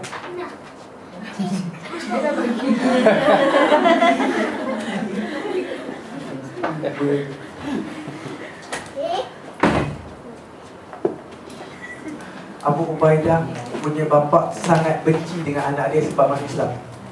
Jadi dalam perang yang kecil tu, sebenarnya perang kecil 1,300 ni kecil dia. Dalam perang tu dia duk cari anak dia. Dia cari nak bunuh anak dia. Sampai punya bencinya dia dengan apa yang berlaku. Dia cari anak dia. Anak dia nampak bapak dia, anak dia lari. Anak dia cuba nak elak, tapi bapak dia cari dia juga. Duk cari, faham tak? Jumpa dia lari, anak dia ni. Tapi satu sekali tu bapak dia pergi ambush dia belakang. Terus pergi dia belakang, dia ingat siapa tak? Mestilah musuh kan? Abu Ubaidah terus rodok aja. Rupanya bapak dia sendiri. Dia sangat sedih. Allah Akbar. Bapak dia sendiri dibunuh. Walaupun memang bapak nak bunuh dia, tak kisahlah, tapi aku dah bunuh bapak aku sendiri. Dia sangat sedih. Kemudian turun ayat Quran, nak katakan memang daripada kalangan lelaki ada yang sangat truthful to his, sangat lurus dalam agamanya. Adalah ayat Quran, saya tak ingat spesifik. Turun ayat Quran, Abu Ubaidah pun macam happy sikit lah. Abu Bakar dan anak dia, Abdul Rahman anak Abu Bakar. Tadi tu lain Abdullah kan, yang dekat Mekah tu. Ini Abdul Rahman, seorang lagi anak dia yang memang dah besar, lawan di pihak Quraisy. Okay, belum Islam lagi ni. Kemudian dia akan Islam radhiyallahu anhu. Abdul Rahman ni cerita kat bapak dia kemudian. Okay, ini retrospektif. Dia Dia kata, ayah, dia nak cerita ni macam cerita-cerita gitulah. Ayah, dulu ni masa perang Badar, aku nampak kau tapi aku lari. Faham tak? Aku terjumpa tapi lari. Sebab kalau ada depan-depan susah. Jadi aku nampak kau, aku lari. Aku nampak kau, kau lari. Anak dia cakap, nak tunjukkan sayangnya pada bapa dia kan. Tahu apa Abu Bakar kata? Abdul Rahman, kalau aku jumpa kau hari itu, garanti aku bunuh kau. Aku tak akan lari-lari. Iman dia tu memang sangat tinggi. Memang benda ni kerja susah, tapi aku akan buat sebab kau. Kalau aku tak bunuh kau, mungkin kau bunuh Nabi. Aku kena bunuh kau juga. Dia memang clear. Dia punya conscience dia memang clear. I have to do this. This is war. Abu Huzaifah, ingat tak siapa yang mati first? Utbah kan? Rupanya dia ada anak lagi, Abu Huzaifah. Dan Abu Huzaifah tu sudah Islam rupanya. Dan dia berperang di kalangan orang Islam ni. Okay, dia memang Islam dari awal. Dia dah hijrah ni. Saya lupa nak cerita Abu Huzaifah. Bila dia dengar Nabi kata, Abu Huzaifah dah hilang berapa orang sekarang? Bapak dia, adik dia mungkin, dan pakcik dia. Nampak tak ramainya orang yang mati. Abu Huzaifah dengar, tak cukup dengan kesedihan tu, didengar pula Nabi kata, siapa yang jumpa Abbas, jangan bunuh, bawa ke aku. Panas tak hati dia? Oh, pakcik aku, bapa aku, adik aku kau boleh bunuh, Abbas pakcik kau selamatkan. Walaupun dia Islam, dia sahabat ni, tapi dia tak puas hati dengan keputusan Nabi tu. Memang ada sebab Nabi buat macam tu. Saya akan cerita kemudian. Tak puas hati dia tu, dia mula bising. Oh, adik-beradik aku semua kau bunuh, tapi adik-beradik kau nak jaga. Nabi dengar benda ni, Nabi jadi sangat sedih. Sebab dia tak faham kenapa dia buat macam tu kan. Dia tak faham Nabi buat tu kenapa. Nabi sedih. Nabi cakap dekat Umar, wahai Umar, kenapa sampai Abu Huzaifah cakap macam ni? Nabi sedih. Umar punya jawapan agak simple, semua orang tahu. Wahai Nabi, biar aku bunuh je munafik tu. Dan sebenarnya saya nak tulis satu buku, biar aku bunuh sahaja dia. Berapa kali Umar buat macam ni? Umar memang pancung je. Saya rasa lebih 10 kali. Tapi Umar tak biasa pancung kepada orang. Cakap je. Kau nak aku buat macam tu? Dia pergi pada ekstrim dulu. Nabi kata tak payah buat macam ni kan? Dan dia dengar cakap Nabi. Tapi bila dia jadi khalifah, dia tak ada main pancung jawab, betul tak? Perasan tak? Bila dia jadi you jadi orang biasa, you senang untuk free. Bila jadi ketua, jadi sangat lembut. Okay. Abu Huzaifah dia sedih kan? Dan bila Umar pergi jumpa dia, Nabi kata tak, janganlah bunuh dia, tapi kau pergi sound dia je lah. Pergi cakap dia kata apa situasi dia. Umar jumpa dia, Abu Huzaifah menyesal. Dia kata, dosa aku takkan terampun kecuali aku mati syahid dia. Tapi dia tak syahid dekat situ, dia akan syahid kemudian, many years after that. Abu Huzaifah. Kemudian saya fast forward sikit cerita Abu Huzaifah dulu. Kemudian bila orang kafir ni punya mayat akan diseret masuk lubang tau, lepas habis perang ni. Orang tanam, orang Islam tanam, tak biar tau, tak biar. Padahal Badar bukan Madinah pun. Betul tak? Boleh biar je dia rot kat situ. Tak, respect, tanam. Semua ditanam kecuali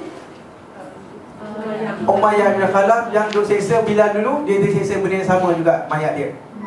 Tak apa. Bila dia tarik mayat bapa, adik dia, pakcik dia kan, dan Utbah bin Rabi'ah tu, Nabi nampak muka Abu Huzaifah jadi pucat dan sedih. Dia tengok semua. Orang Islam kan tengok kan, pucat. Nabi pergi dekat dia, Nabi bisik sesuatu dekat telinga dia. Bisik tu. Wallahu a'lam Nabi bisik apa. Tapi nampak tak Nabi kisah pasal dia? Kesian tengok dia. Memang bapak kau kena bunuh, memang kita faham, kau sedih. Nabi pergi, Nabi bisik sesuatu yang wallahu a'lam tak tahu. Kemudian Abu Huzaifah kata apa tahu? Bukan apa Nabi, aku banyak sangat belajar daripada dia, bapak dia. Logiknya dia belajar perang pun daripada bapak dia. Belajar cakap dari bapak dia, betul tak? Belajar jadi lelaki dari bapak dia lah, betul tak? Bapak kita ajar kita macam-macam kan? Aku banyak sangat belajar dari dia, dan aku betul-betul harap dia ikut cara kita. Aku betul-betul harap dia masuk Islam. Yes, dan dia pun gentleman kan? Utbah ni orang baik kan? Kita dah tahu dah. Aku harap sangat dia masuk Islam, tapi sampai akhirnya macam ni. Itu yang aku sedih sangat. Tu Nabi pun doakan untuk Huzaifah, Abu Huzaifah. Nabi doakan doa yang special untuk dia. Untuk siapa ni, sedapkan hati dia lah. Doa Nabi ni doa yang mahal lah. Doa mahal. Okay? Kemudian Abu Zaifah pun nampak tenang sikit. Dan itulah cerita dia habis kat situ. Okey? After that baru dia kenal sahabat dia. Tak. Kemudian Tak. Dia marah pasal Abbas awal masa perang-perang tu. Ini kemudian bila dah ditanam, dia undang. Abul Bukhtari antara orang yang tolong untuk batalkan boykot. Dia orang kafir. Jadi antara orang yang Nabi kata jangan bunuh Abbas dan Abu Bukhtari. Abul Bukhtari nama dia. Tapi nama dia kita tak akan dengar dah. Ini satu dan last. Abul Bukhtari. Apa dia? Jadi tapi nampaklah dia punya semangatlah dengar Abul Bukhtari ni Nabi kata kalau dapat tangkap dia jangan bunuh, tangkap bawa balik. Dia selamat, tak boleh bunuh. Jadi sahabat Nabi seorang dapat ansar kot. Orang ansar dapat tangkap Abul Bukhtari ni. Aku nak bawa engkau pergi Nabi, faham tak? Dia nak lawan, Nabi kata tengok Abul Bukhtari jangan lawan. Nabi kata ambil engkau hidup-hidup. Jadi Abul Bukhtari ni kata okey, selamatlah aku kan. Selamat. Tapi boleh tak ambil sekalian kawan aku? Rupanya dia ada kawan kat sebelah dia. Boleh tak ambil aku dan kawan aku sekali? Orang ansar tu straight no. Engkau saja Nabi kata. Abu Bukhtari kata apa? Kalau macam tu jom kita lawan. Sebab kalau aku nak selamatkan aku nak selamat dengan dia sekali. Sebab aku datang daripada Mekah dengan dia. Aku tak nak bila aku balik nanti perempuan-perempuan daripada kaum aku kata aku selamatkan diri tapi bukan kawan aku. Dia pun fight sampai dia mati. Sahabat Nabi yang bunuh dia tu komplain kat Nabi, aku dah cuba tapi dia nak fight juga. Nabi kata tak pun. Nampak tak Nabi sangat ingat kepada bantuan orang? Kan? Walaupun dia bukan kafir dan Nabi tak paksa dia masuk Islam pun. Kan? Dia selamatkan dia dulu. Tamat perang, okay, habis. Muslim yang mati 15 orang, yang kafir 70 orang mati, 70 orang ditawan. Ya? Ha? Abbas ditangkap saja. Page kemudian ada nasib Abbas.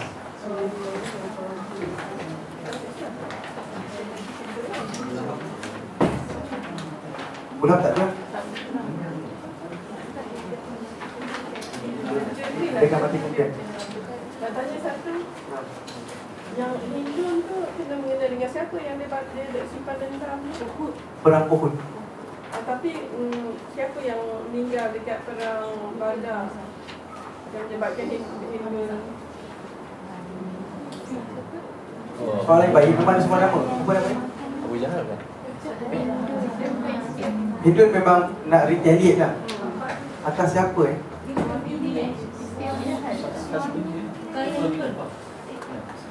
Hindun suami dia apa tau? Abu Sufyan. Abu Sufyan. Muawiyah ni, Hindun tu mak dia. Muawiyah sahabat Nabi tu. Muawiyah, Hindun tu mak dia. Saya tak pastilah sister.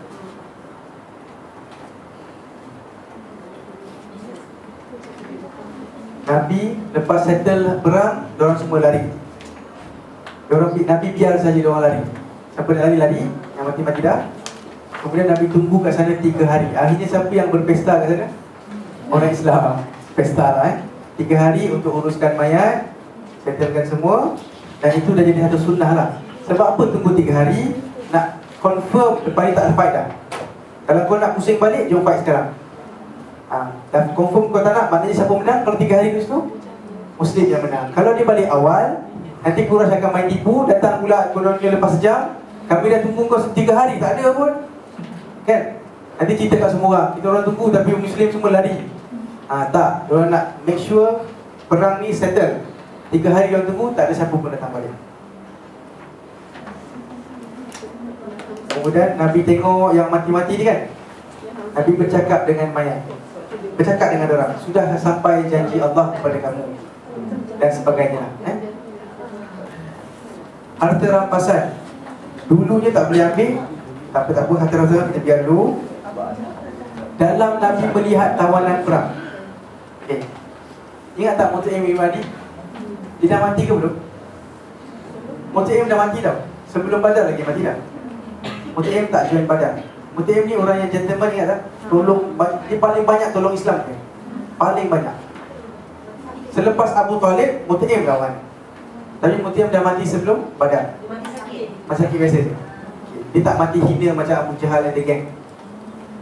Jadi Mutaim sudah mati. Kalau orang dah mati, apa nak kenang-kenang lagi? Orang kafir pula tu. Dengar betul-betul.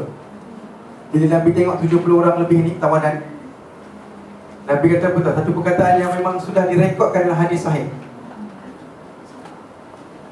Nabi kata, kalaulah Mutaim masih hidup dan dia bagi aku satu perkataan untuk lepaskan orang-orang ni, tawanan perang ni mahal tau, aku akan lepaskan mereka semua tanpa syarat. Kalau Mutaim masih hidup, nampak dia honor tau. Dia macam bagi honor, macam kita bagi macam Ma'al Hijrah apa kan. Seolah-olah macam Nabi ni sebagai sultan, dia bagi Datuk Syekh kepada Mutaim. Seolah gitu. Walaupun dah mati tak apa, posthumous dia panggil. Selepas mati tak apa, tapi kita respect tau, sebab kau banyak tolong kami. Apa tak Nabi ingat lagi orang kafir. Kita diteruk, orang kafir hidup lagi ada peluang untuk Islam pun kita dah hina habis-habis dah. Kan? Ini orang dah mati, confirm kafir dah. Still Nabi kata, thank you Mutaim.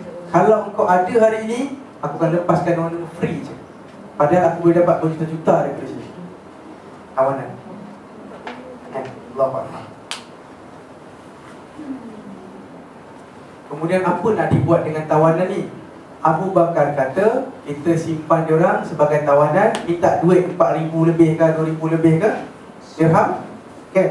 Umar kata, wahai Nabi, kita bunuh je semua orang ni. Senang je. Wahai Nabi, kita bunuh je semua orang ni. Sebab diorang tadi lawan kita, kita kena bunuh diorang.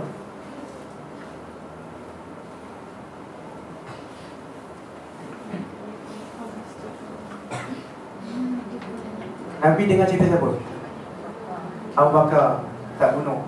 Tapi kemudian esok je gitu kan, Nabi dengan Abu Bakar tengah nangis berduaan. Dua orang tengah nangis satu tempat bawah-bawah. Dan Umar nampak diorang. Umar pun pergi, wahai Nabi, wahai Abu Bakar, kenapa kau nangis? Biarlah aku nangis sekali. Tapi Umar pun nangis juga kali, sebab sedih tengok kawan dia nak sedih.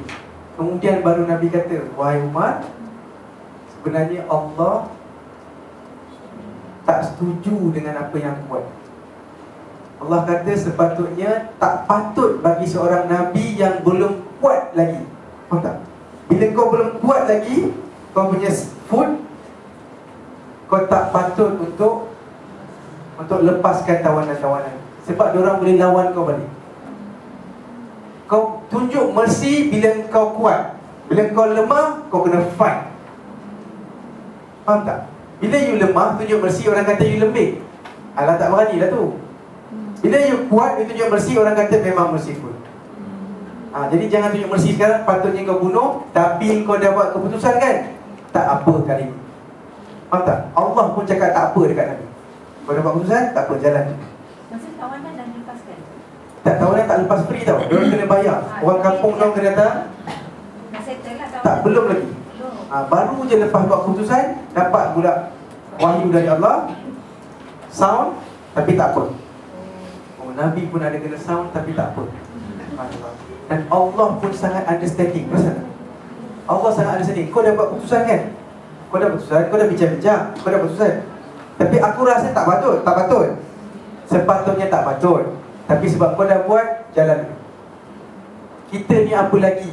Dalam satu mesyuarat, kita rasa tak patut. Kemudian kita keluar mesyuarat, kita cerita semua orang, bodoh lah ketua ni, bodoh lah pengurus ni. Tak apa, tak ada orang apa tak kan? Tak boleh macam tu. Mesyuarat dah buat keputusan, jalan. Sama-sama kita punya, ni keputusan bersama. Dan Umar pun tak ada bangkit. Abu Bakar, kau tengok? Aku dah cakap dah, Allah yang sokong aku sekarang. Tak ada. Dan Umar tak ada pun cakap dengan Nabi, kan Nabi, I told you so. Aku dah cakap dah. Tak ada. I told you so ni satu penyakit masyarakat kita. Aku dah kata kan, mak dah cakap kan, itu kan, tak boleh, itu main Tuhan. Tahu tak? You are playing God. Macam mana you tahu benda tu rosak? Macam mana you tahu benda tu akan jatuh? Itu Allah saja tahu. Awak hanya boleh cuba untuk alam. Betul tak? Takdir Allah akan tetap berlaku. But I told you so. Okay. Allahu Akbar. Okay, tawanan dah settle. Ada dua orang yang Nabi bunuh free-free walaupun dia tawanan juga. Iaitu salah seorang ialah Nadir. Nadir ni tak famous sangat, you pun takkan dengar nama dia lepas ni. Dia seorang penyair, dia pandai, itu gini, dia banyak travel jauh-jauh. Dia banyak travel sampai Syria semua. Dia rasa dia bijak lah. Jadi bila Nabi cakap pasal Al-Quran, dia kata dekat orang Arab, sini, aku ceritakan kau cerita lagi best. Itu semua asatirul awwalin. Dia yang sebut dan Allah rekodkan apa yang dia cakap dalam Quran. Hadza asatirul awwalin. Itu hanya cerita dongeng-dongeng dulu saja. Nampak? Dia cakap pasal Nabi Musa kan, Nabi Isa apa semua. Ni dah Nabil ni dah kata, alah relax lah, itu semua kisah-kisah lama. Tak payahlah buang masa. Aku ceritakan kau kisah lagi best dekat orang Arab masa itulah. Sebab tu antara sebab dia dibunuh gitu je. Sebab dia memang kutuk Al-Quran dan Allah Ta'ala. Dah kalah kan? Dah kalah. Dekat Madinah, Zaid sampai dulu dekat Madinah. Nabi tengah on the way, tapi Zaid paling laju, Nabi hantar. Dan dia jerit nama-nama orang yang mati. Abu Jahal dah mati, Umayyah dah mati, apa-apa kan. Masa itulah bermulanya munafik. Orang munafik mula jadi munafik kat situ lah. Dia kata apa? Kalau macam ini Muhammad kuat juga ni, kena join je lah dia. Sebelum tu tak Islam sangat. Tapi tak nak masuk. Sekarang baru Abdullah bin Ubay kata, kalau macam ni aku masuk Islam je lah. Sebab kau kuat, aku tak boleh fight kau untuk keselamatan. Dan waktu Zaid sampai ke Mekah, ke Madinah untuk jerit nama-nama orang mati dan cakap apa dah jadi, alhamdulillah, waktu itu Uthman yang tak join perang ni, Uthman tak join perang tau. Dia dimaafkan kerana dia menguruskan Ruqayyah yang tengah sakit. Ruqayyah anak Nabi, puan. Tapi waktu itulah Ruqayyah mati. Dan waktu ni Uthman yang cerita ni, aku dengar Zaid tengah cakap dan aku tengah kebumikan Ruqayyah. Nampak tak? Sekarang ni Nabi patut happy ke tak? Badar menang tau. Badar dah menang, patut Nabi happy tak? Nampak tak? Lepas satu happy, akan happy lagi ke? Lepas satu happy, mesti something sikit, supaya nak ingatkan kita bahawa ini memang dunia. Inilah ujian dalam dunia ni, normal. Inilah ujian dalam dunia dan memang standard lah macam tu.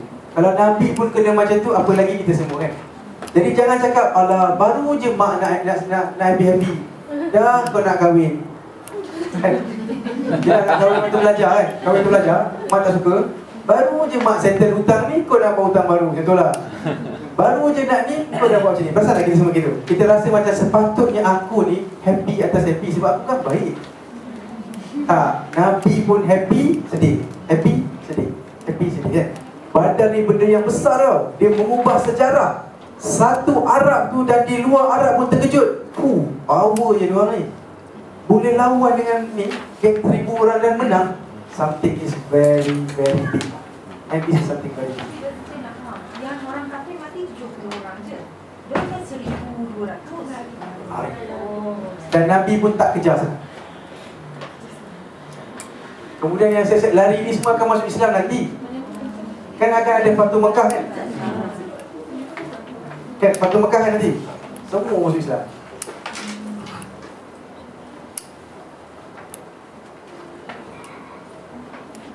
Dr. Jeffrey, Ya. rasanya yang apa nama Hindun tu kan dia Mak Hamzah.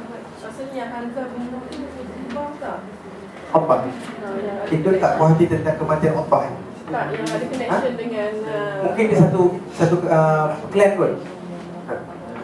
Mungkin satu clan. Satu dendam sangat tu kan sampai dia Yes. Memang dia dendam satu orang tapi tak pasti sebab siapa.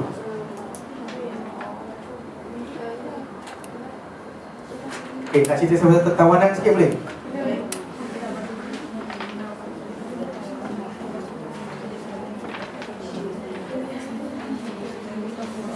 Okey juga kita ni.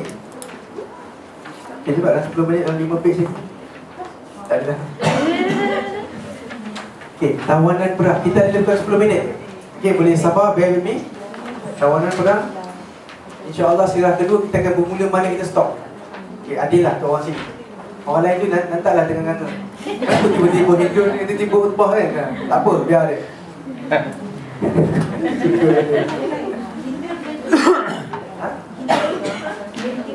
Dan buat bapak dia. ni bapaknya pun lagi Utbah Ibn Rabi'ah. Utbah belum lambat dah nak tu. Cek sebentar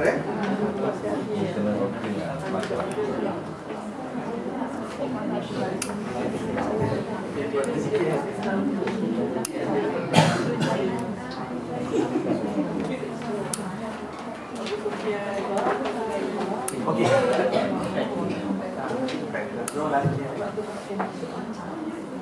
Boleh sambung 10 minit. Pasal tawanan sikit. Sekejap. Ini tawanan je lah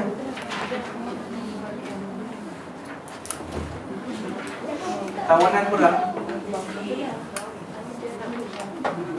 Tawanan perang 70 lebih kan? 70 kan? Sampailah ke Madinah. Okey. Tawanan perang di Madinah sekarang. Bayangkan. Tawanan perang di Madinah. Saya tak mati situ. Tawanan perang di Madinah sekarang.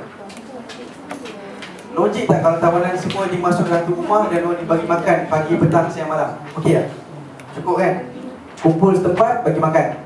Tak. Tahu Nabi buat macam mana? Semua tawanan, siapa yang tangkap dia, kena jaga dia kat rumah dia sebagai tetamu. Kau tangkap dia tadi, fight ni. Tadi kau nak bunuh aku, sekarang aku dah tangkap kau. Tak ada pedang dah, aku kan kena bagi kau makan dekat rumah aku. Benda yang nampak tak logik. Tak pernah sekali dalam sejarah hidup manusia buat macam tu. Fight, tangkap, tawan, kita pula bagi dia makan. Biasanya dia jadi hamba kita dan dia uruskan kita kan? Tak, kau kena bagi makan dulu kan. Tunggu sampai parents dia ke adik-adik dekat Mekah datang dengan RM4,000 ke RM2,000 ke, ikutlah kemampuan. Nabi ambil duit ni ikut kemampuan tau. Dan kalau siapa yang tak mampu, ajar orang Islam, anak orang Islam belajar membaca mengira, cukup, kau dibebaskan setelah berapa lama. Nabi simple lah dia. Yang penting orang kaya RM4,000. Orang kaya yang buat miskin pun tak boleh, RM4,000 juga. Siapa orang kaya yang buat miskin? Abbas. Pakcik dia sendiri. Sekarang tawanan kan? Jadi orang yang tawan tu kata aku nak bebaskan dia. No, minta dekat dia duit. Nabi kata make sure orang dari Mekah hantar duit RM4,000. Dan untuk juga Akil ni anak dia, tak silap, anak dia pun kena tangkap. Minta RM4,000 baru dia keluar. Abbas pun pergi dekat Nabi, anak saudara dia. Muhammad, kau bukan tak tahu, aku bukan kaya sangat. Kenapa kau buat macam ni kat aku? Aku kan pakcik kau, something like that kan.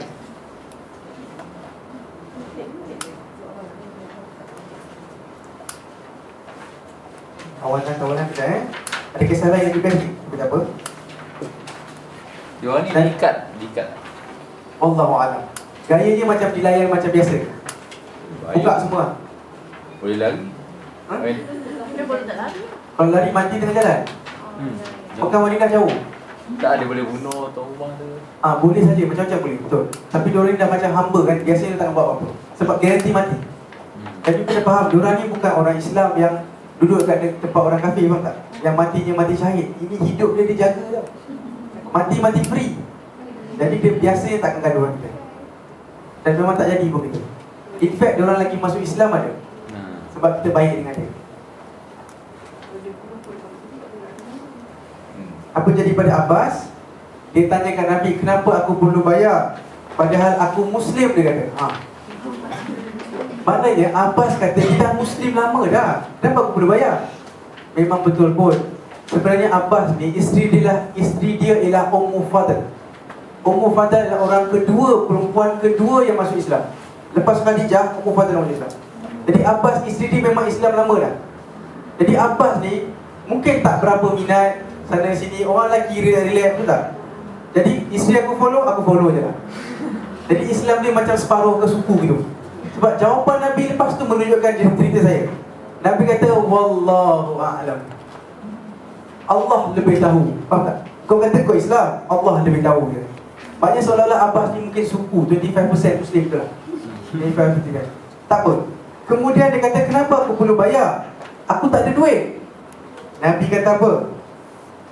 Kau kata kau tak ada duit, apa jadi dengan duit banyak tu yang kau suruh Ummu Fadl tanam dekat tempat A tu, ABC tu, Yang kau cakap dekat Ummu Fadl, kalau kau mati dalam perang ni, duit itu simpan, guna untuk anak-anak nanti.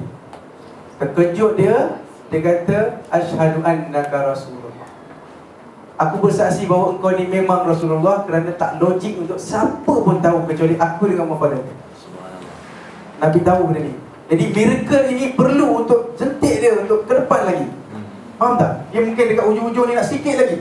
Betul-betul masuk Islam, betul lah kau Nabi. Semalam ni kau nak saudara aku sayang kau. Tapi betul lah kau Nabi.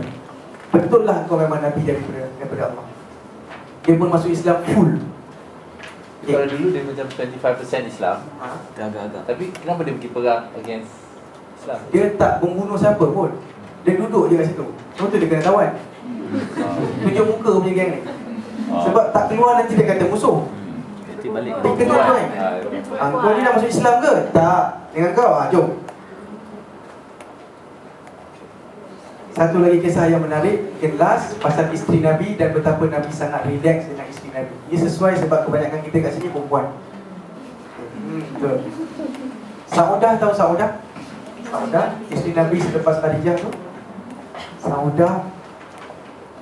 Saudah masuk rumah lepas tawanan ni semua dah dibahagi-bahagi. Saudah masuk rumah Nabi, rumah dia. Dia nampak Suhail Ibn Amr tengah duduk dalam keadaan terikat. Baru je masuk. Suhail Ibn Amr ialah orang besar dekat Mekah.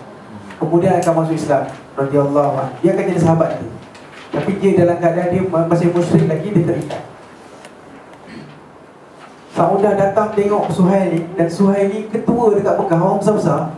Dia tengok, pada dia Suhail ni kira orang hebat lah. Dia dari kecil dia faham bahawa Suhail orang hebat, pandai apa kan, berani.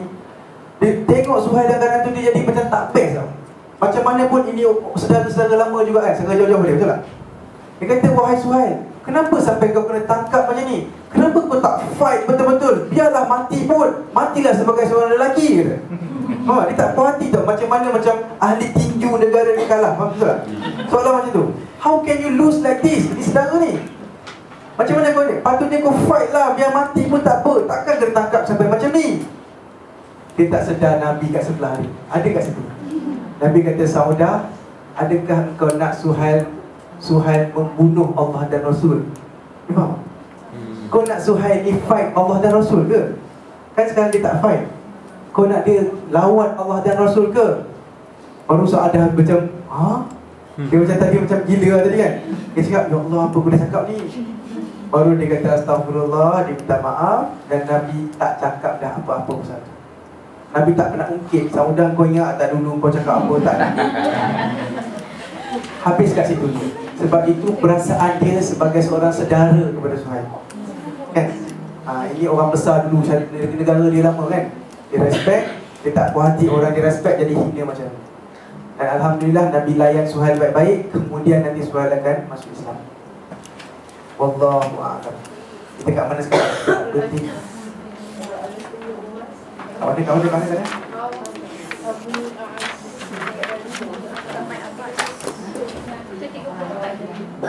Abdul Aziz bin Umair. Boleh ke satu lagi?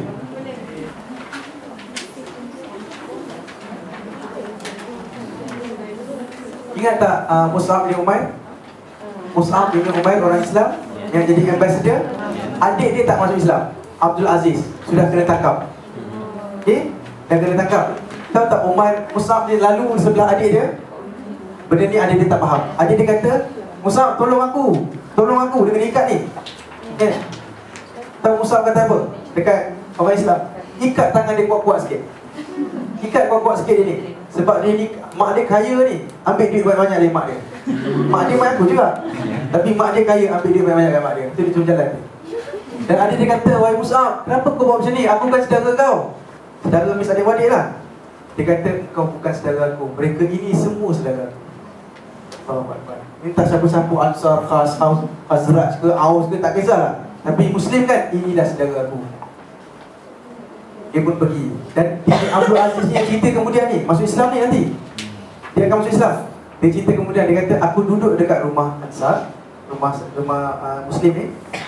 Dia orang makan roti sahaja, tapi dia orang bagi aku makan roti dan daging.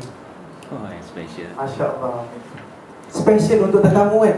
Itu dia pun makan simple untuk tetamu. Walaupun tadi kau nak cuba bunuh aku, tak apa, kau tetamu aku hari ini. Makan rasa sedap. Dan macam itulah orang-orang macam ni masuk Islam. Bukan dengan ceramah, bukan dengan cakap banyak kan, tetapi dengan perbuatan kita. Dan bukan perbuatan buat-buat kan. Bukan buat-buat, memang nak buat. Buat-buat lain, nampak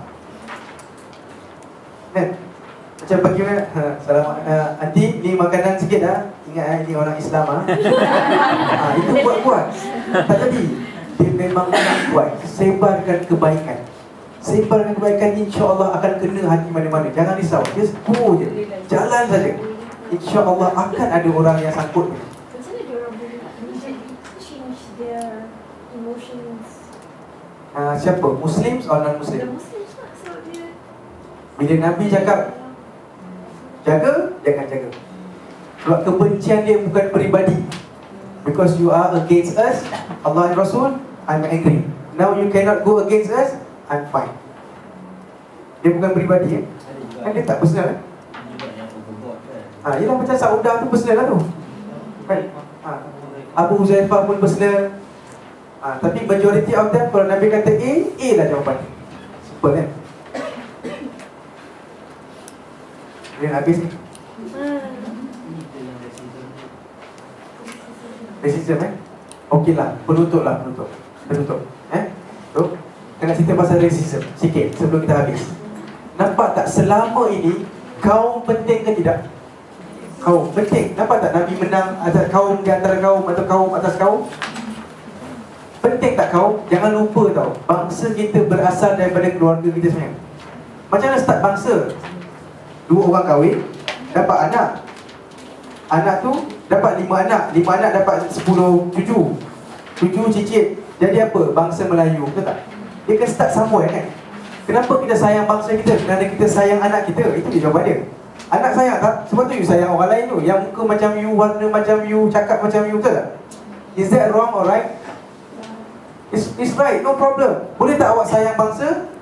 It's normal, itulah manusia. Awak mesti sayang anak awak lebih dari anak saya. Betul tak? Logik tak?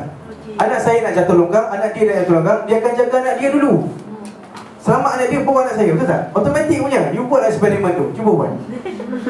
Automatik punya, betul tak? Anak orang lain mati, dia kata Allah sedih. Sikit je. Anak dia mati macam tu ke? Tak, dia akan devastated, tak boleh kerja seminggu. Apa beza? Kenapa beza? Sebab dia sayang his own kind. Normal. Nabi pun tak pernah halang perkara. Asabiah ataupun racism dalam Islam ialah bila you sokong bangsa you walaupun dia buat salah. Nampak? Sokong bangsa is normal, is good. Walau buat salah tu yang jadi problem. Okey tak? Jadi kalau ada orang buat persatuan orang Bugis Malaysia, you cakap tak racist lah diorang ni? No, they are not racist. They are normal. Awak yang tak normal, duduk sorang-sorang, tak ada bangsa tadi. Ni orang Yaman ke mana kan? Dia faham dah orang Yaman kan? Hamba mana ni kan? Kena colik ke? Tak ada bangsa. Faham tak? Jadi kalau ada orang grup bangsa dia sendiri, no problem. Tapi kalau bangsa orang lain gaduh dengan bangsa kita, dan bangsa kita salah, kita tahu, kita tetap tegakkan dia tu, maka kita salah. Di situlah racism ataupun asabiyah. Faham ke tak? Jadi kalau saya buat pusat tuition untuk geng-geng mamak saja, pusat tuition geng mamak saja dia. Kalau dia ikut pigment, ada warna kulit dia, kau kena tengok sikit, tak cukup putih sangat kan? Ada gelap sikit. Bila gelap sikit, join semua ambil gambar. Racist betul gambar ni kan? No, I'm not racist. Sebab I just want to help my own kind. No problem with that. Sebab bahasa sama, betul tak? Senang nak communicate kan? Daripada you tiba-tiba nak bagi dakwah ke orang Jepun kan susah kan? Macam tu lah. Senang untuk berhubungan. Itu bukan racism. Boleh faham tak? Selama ni saya tahu ada penceramah-penceramah yang cuba untuk menghapuskan sifat kebangsaan dia kata. Tak boleh kebuakan. Tak, kebuakan yang salah yang kita lawan. Berbuat itu normal kan? Kalau tidak, kenapa awak tak duduk rumah saya? Anak saya dengan anak tukar anak. Betul tak? Kalau tak ada kebuakan, anak awak dengan anak saya, jom kita exchange je nak ambil. Tak ada, sebab itu anak aku, bangsa aku, orang aku. Betul tak? That's very normal. Wallahu a'lam. Terima kasih banyak-banyak kerana bersabar selama 2 hari ni. Ada soalan nanti, tapi mungkin selepas saya tutup baru ada soalan. Siapa nak stay boleh stay. Terima kasih banyak-banyak atas masa. Saya minta maaf kalau saya ada apa-apa kesalahan, kadang-kadang terlebih cakap. Semangat. Okey. Dan ada apa-apa yang saya boleh improve, tolong cakap betul-betul dalam surat dalam orang tu lah. Cakap seriously lah apa yang kita boleh improve supaya kita boleh improve banyak. Dan saya betul-betul berharap saya jadi lagi baik dalam bab ni. So minta doakan saya boleh tak? Doakan saya sekarang boleh? Dalam hati. Ya Allah, dah jadi. Dah bagi teks lagi. Semoga kita semua jumpa lagi. Kalau bukan di sini, insya-Allah kita jumpa di jannah. Amin. Amin. Assalamualaikum warahmatullahi wabarakatuh. Boleh sebentar ke? Lagi